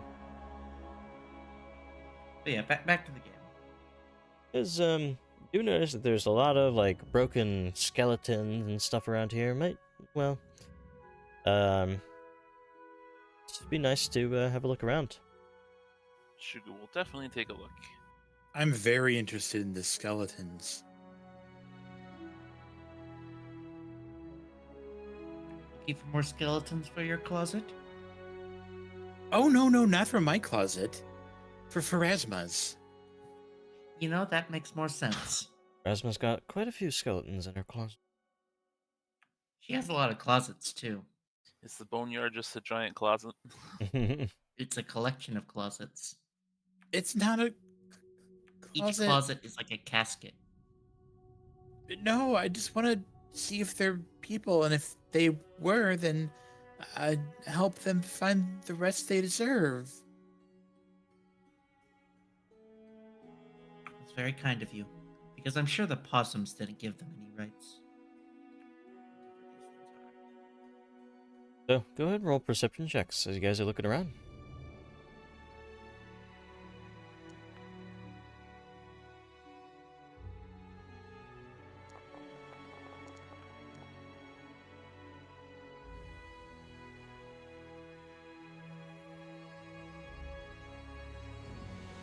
So, you guys look around, you notice amongst the skeletons, many of them being large creatures, large spiders and all that, but there's a few humanoids that are unfortunate enough to arrive here, and one seems to be a long dead skeleton, still wearing their old armor, massive plate armor, plate shells of turtles, but also a strange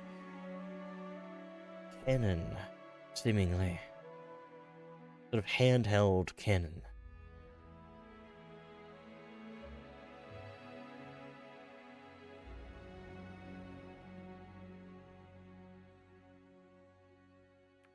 Okay, that's cool. I wonder if there's anyone in this group who would, like, really enjoy getting their hands on some kind of a cannon thing that fires artillery.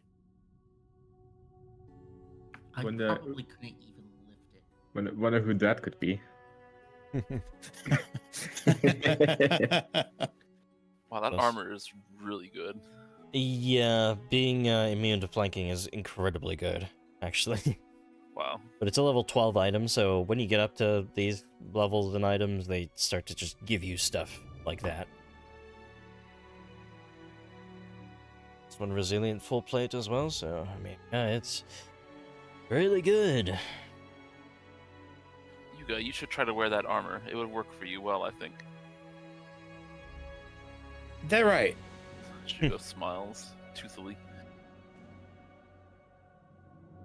Shugo's gonna start clearing out the bodies, and he's actually gonna start cleaning up the orchard. You know, pulling Yeah. up weeds and stuff that's choking out the trees. Roll a survival or nature, whatever you want.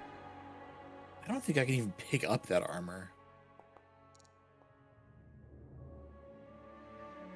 Go around pulling weeds, sort of clearing up the place as best you can. You imagine that this will probably have to be a longer term effort of the village, but you do the preliminary stuff of moving heavy things out, like uprooting things, over the course of an hour as you guys are resting, recuperating, looting, all that. Yellow picks up the cannon and immediately collapses under the weight. Mhm. I am Wait, how much over is that, encumbered. How heavy is that? Armor's bulk 5. No, the cannon. Bulk free. Mm-hmm. Pretty bad, but not as bad. That armor will cripple me if I try to pick it up. That must have been like a really big guy or something. Somebody Seems really like it strong must to have been. carry those. If you all don't mind, I would like to try to make some little graves. Of course, we have time. In the time here. You'll probably spend the night here, in fact, because it was a pretty long journey to get here. It's already evening, going Oh, into that the sounds evening hours. lovely. Looks the apple orchards here, of course. And the giant, massive, humongous animal carcasses And old. Shugo drags those away. and eats them. Should I? Would it be appropriate to give the spiders graves? Would Bowsen feel that appropriate? Maybe. It's up to you. Probably not. Be quite the effort. They're like massive Yeah, spider. there's a lot. There's a lot of them. By the way, though, you guys spend the night in the orchard, tending to it, caring for it. The next day, you awaken full, well rested, ready to head back to Willowshore.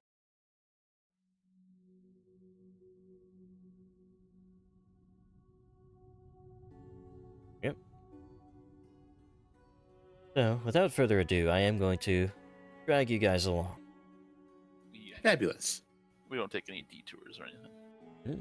Were there any apples left in the Yeah, orchard? at all? absolutely. The orchard, the apple trees are still there. It's just too overgrown to use easily, like a farm. Yeah, Shugo will gather some of those apples to bring back. All right. Oh, Crumption apple. Crispy. That makes sense. That would help people get excited about working it, I guess. All right. We will, so, of course, need to check a few days later to make sure it's still safe for them, though, before we send them out there. you guys return to town the next day, and as you return to town, going the normal path, left or right, it always passes by a guard tower. And as you pass it by, you hear shouting down from it, "Higher Ha," the first lady you ever helped. Child, husband, helped her cure the town. Ah,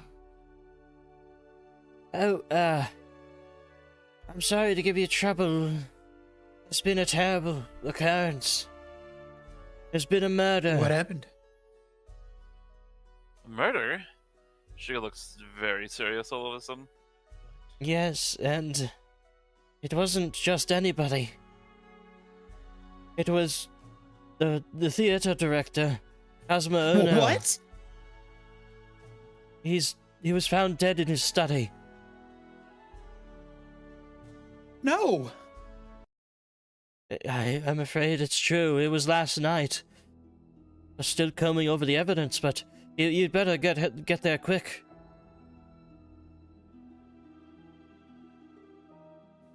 Yuga runs. I'm gonna struggle to keep up with Yuga. Okay, as you guys rush Shugo sprints as well. to the theater. Going through the back rooms, there's a big crowd around it, people talking amongst themselves, whispering, "Oh, hey, inside!" And you find inside the guard captain, Jing Peng, over, fortunately, the corpse, Kazuma Uno. Kitsune lies on the ground in a puddle of their own blood, almost as if they simply fell out of their chair. I'll give you guys a more deep rundown, of course, of this before you ask any questions. So, you look on, and you are told by Jingpeng. We discovered him last night, here in the Seven-Colored Songbird. Strangely, the door was locked, and the lock itself was undisturbed.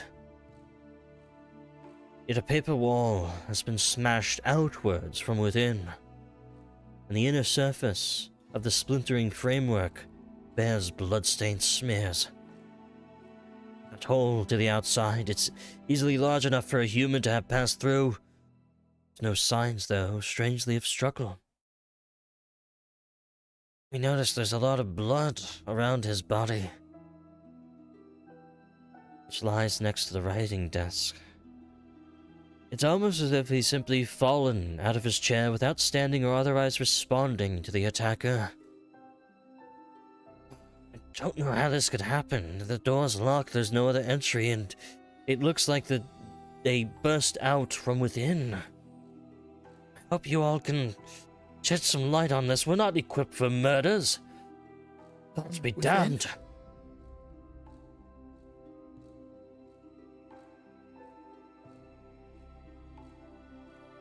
Twice before you're Do you dead. find any wounds in the body?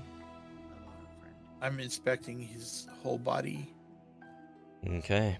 Can be perception, can be medicine. Medicine. I'm going to detect Hero magic. You detect magic, you don't detect the presence of any magic here. Hmm.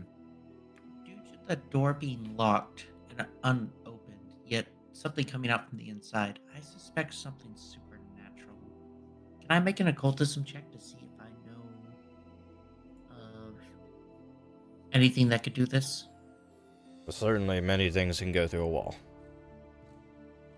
Well, I mean, like appear in here. Actually, I'm gonna wait on that check. I'm gonna wait till we get other information. Okay. So no magic from Leodon. Yuga, poring over the details, looking at his body. You look, turn him over, and you realize that the eyes have been pulled from his sockets. Nothing Oh. remains of them. Yet strangely, there's no signs of a struggle either with that, so it must have happened after they died or as they were simply slumping from their chair. There are, strangely, little other signs of how they would have died. It's almost as if all the blood came from his eyes.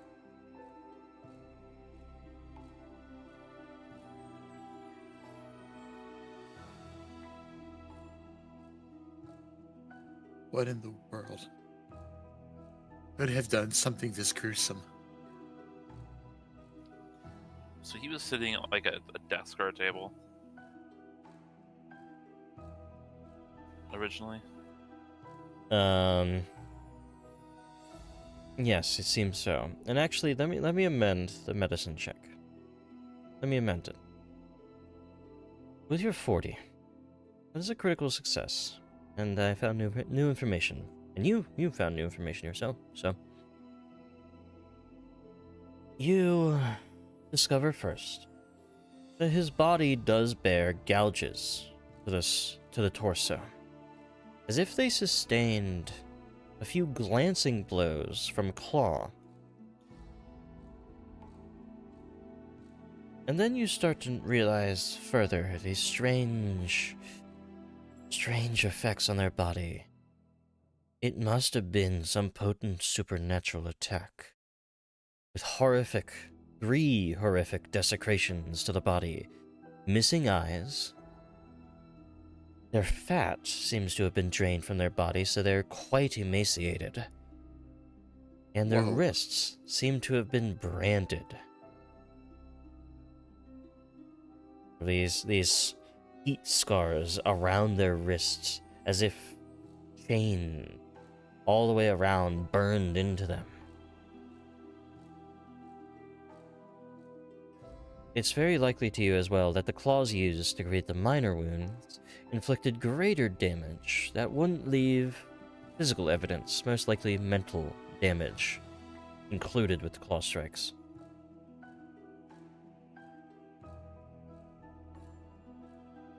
With that information, claw strikes that can damage the mind, desecrating the body in such a way after killing, could I make an occultism check to determine what might, if it's anything So- that naturally has an inclination for that? I'm going to continue with Yuga for one more thing, because that was a critical success, and this is a cause of death, a autopsy here, and then I can get to you, Baozin, for that, because there is something you can do there. Okay. You also discover on them, Yuga, a long, dirty fingernail from one of the wounds that seems to have come off during the attack. But a few moments after the fingernail is pulled off of the victim's body, it fades away in a waft of smoke. Now, you could roll an occultism or society of this ill omen, but that specifically, and of course you guys can ask other questions of other things, but what questions do you ask now?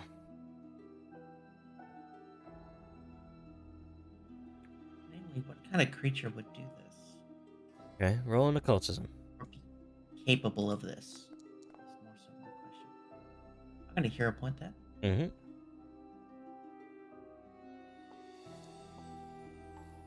That's a bit better. Much better. You're able to tell, because of that fingernail. You note old stories of filthy fingered Yohoi that suggest the killer was a Yohoi.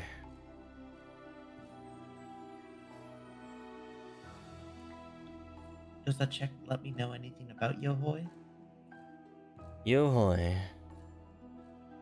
No. Well, society. You would have to roll a society check for a Yohoi. Okay. We take those. You vaguely remember that Yohoi are creatures that, like in old fables, no recent information about them, but it's as if they are creatures in Doru, in fact, that prey upon rural villages, that strike out as almost assassins, murderers in the dark. They murder more than once. They will do it more than once. And oftentimes their attacks are on those, or it's said that their attacks are on those who slighted them in some way.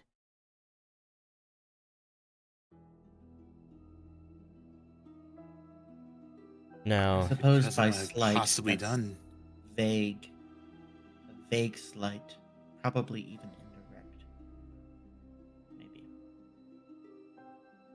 now you guys can also ask a religion, with religion or occultism, about one of the three desecrations: the emaciation, the draining of the fat, the missing eyes, or the wrist sort of brands.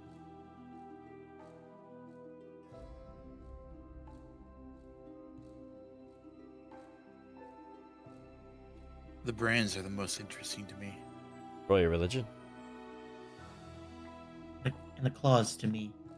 I'll wait till he's done. The claws are 40. not an option.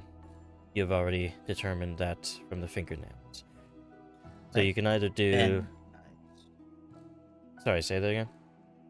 I'll do the eyes then, since you guys investigating the burns on the Okay. wrists. So roll your occultism for the eyes. I'll answer Yuga here. Yuga. Show off. J/K. The knot-like wrist markings appear to be branded onto the flesh from red-hot manacles, it seems. But the knot-like design, it reminds you. It reminds you of the marking. Or it reminds you... Or rather, it evokes the tangled shape of the unholy symbol of Kugapti. And with your critical success, Yuga, I can tell you even further. Metaphorically, the wrist runes imply that the victim's soul has been claimed and given to Kugapti as a sacrifice. They're likely the result of a supernatural effect that manifested just as the victim died.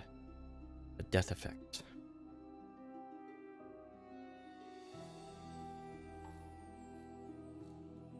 You can see as Yuka explains this, he's beginning to tremble, not in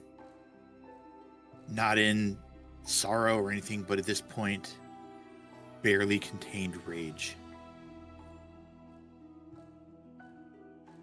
Bows in, with your natural 20 looking at the eyes.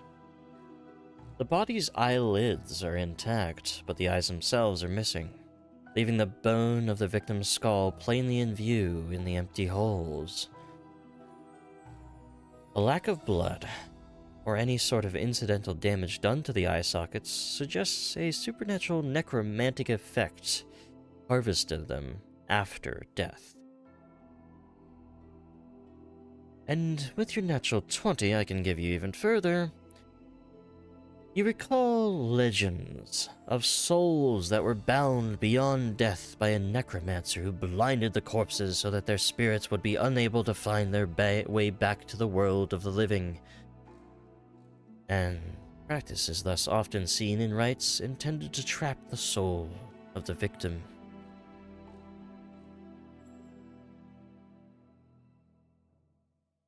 Is there anything that we can do to fix that? Not from here.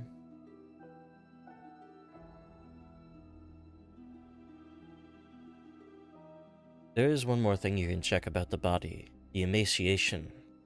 The draining of the fat from their body. Religion or occultism for that.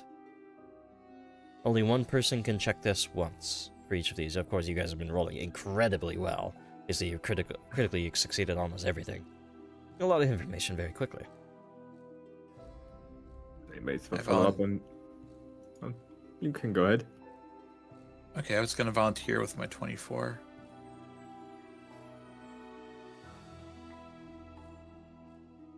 Go ahead. Oh, although you have a 24 also. In that case, I would cede it to you so that we each of us 3 go on. Fair enough. Since I'm obviously immediately investigating these murders, do I get my bonus? Yep, your bonus. Oh, even better. It's a 26 now.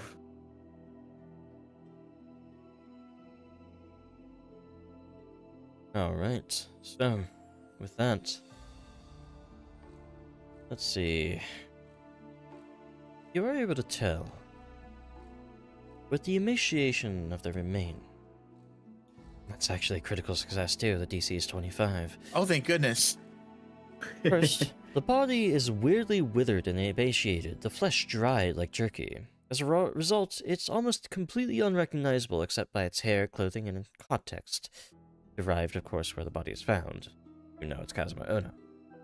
The cause, though, of the body's strange appearance is due to the fat having been supernaturally drained away. And with your critical success, the missing body fat reminds you of various folktales of cruel and greedy governors who stole so much of the people's wealth that their subjects went hungry and starved.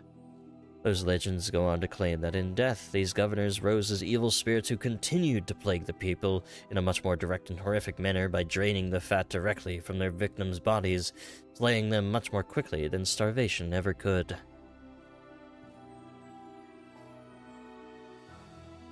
I don't like that. That sounds like, I get the impression that we have, someone else, perhaps, who attacked alongside us. Or rather, who also returned from the dead, but perhaps not in the way we want. So while they're doing this medical stuff, she goes and search the house for any physical clues of this person or where they might have gone or anything like that. Roll me a perception check. I do have scent, if that matters. Mm-hmm.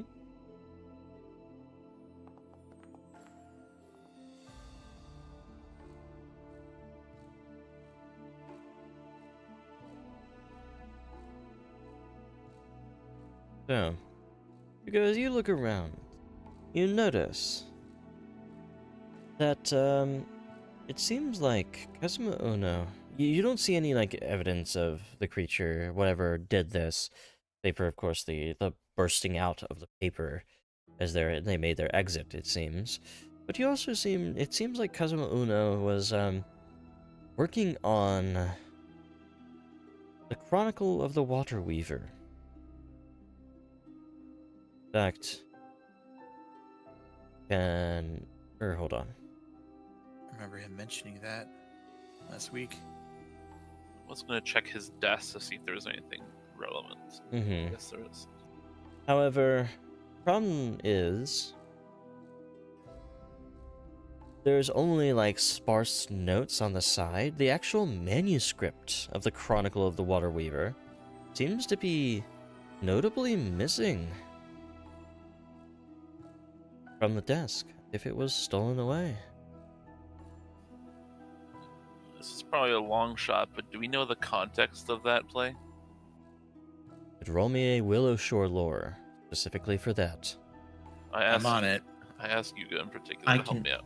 I can aid with an art lore. Good, yeah. 34. It is certainly already a critical success. Yeah. Cool. The Chronicle of the Water Weaver, as maybe Cosmo was talking about it here and there, it's a play about a monk who learned how to weave cloth from water and became embroiled in a complex plot involving bickering silk traders vying for the attentions of a fickle governor. Kazuma Ono traditionally directed a new version of this play at every summer solstice, but didn't this year, likely due to the events of the Willowshore Curse, of course. But, you recall that in fact Uno was ready to go on with the production, but when rumors spread that he was altering the play to make it a blatant critique of Governor Heishanbo, the governor paid Uno a visit a few weeks before the end of spring, and all discussion of that summer's production of the play went silent thereafter.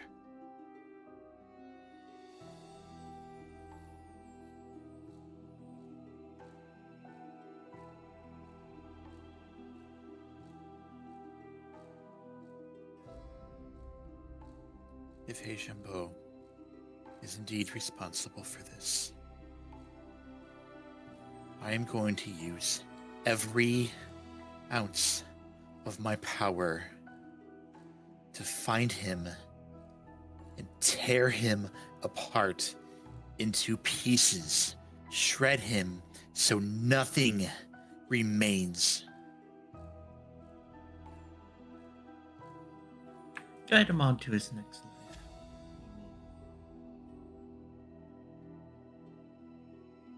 I mean, they've accomplished the same fate.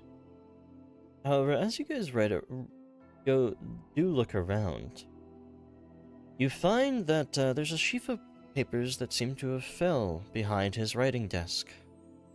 Costume sketches and a draft script for The Endless Shore, a play about Willowshore's time in the mindscape inspired by the performances that you guys put on. See it right here.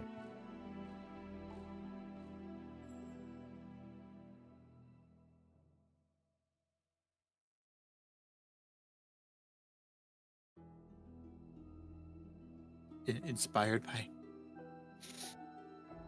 I see.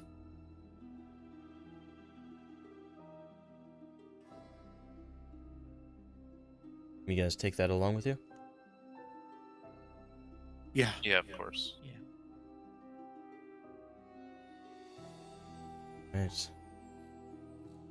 So, seems to be much of what you can learn here.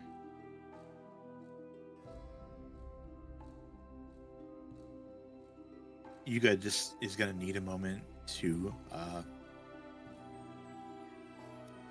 cry. Yeah.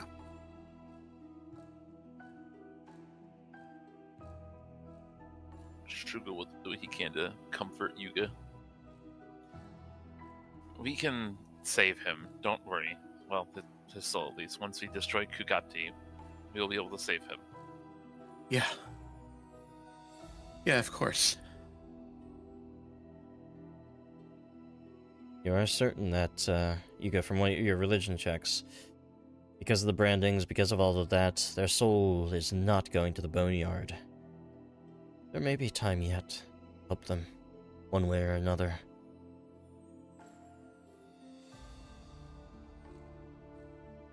Not all lost, and you know better than anyone. Death, especially in Kugapti's version of death, may not be final.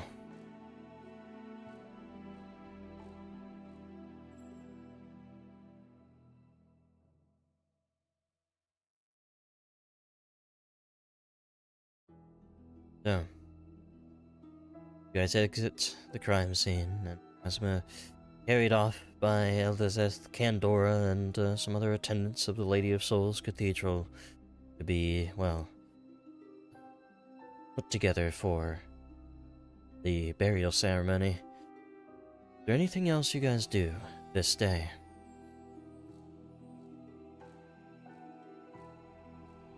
Nah, Yuka's going to be completely invested in that. Shugo is gonna go check the governor's manor over. Go to the governor's manor. Check it over. It's ruined as always. Nothing's there. Nothing new.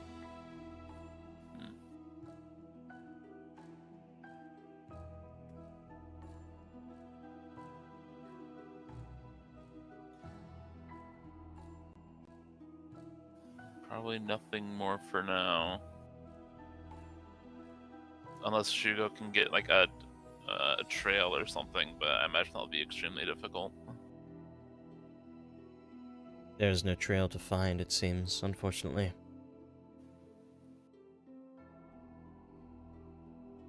So, this grisly murder seems to take away much of the, well, assurance of living in the real world.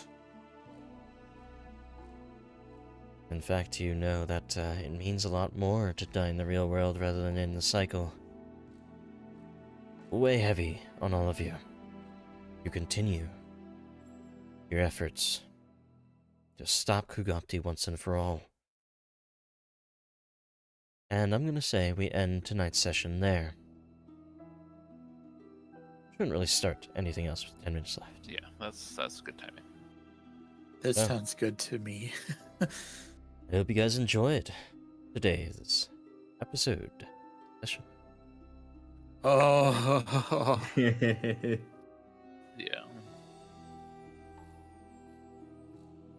We get real. But yeah. I'm affected. As, of course, I say all the time, I make maps on Patreon, patreon.com/kobolddm. Go on maps, get them there. Season of the Ghost, Outlaws of Alkenstar, and I'm doing a remaster for Kingmaker. I already have hundreds of maps into Kingmaker, so what's a few more? Either way, though, hope you guys had fun today, watching this, playing in this. Yuga, you stream over on Twitch, don't you? Yep. There we go. There's my push. Okay. Hi everybody. I am Chris, aka Reef, and the player of Yuga, and I stream water-themed games on Twitch on Wednesdays and Saturdays at 6 p.m. Central at twitch.tv Captain Reef RIEF. Come by sometime. It'll be fun. Right. So with that being said, thank you all for watching. I always appreciate it. And we'll be back next week. See you guys later. Later. Goodbye. We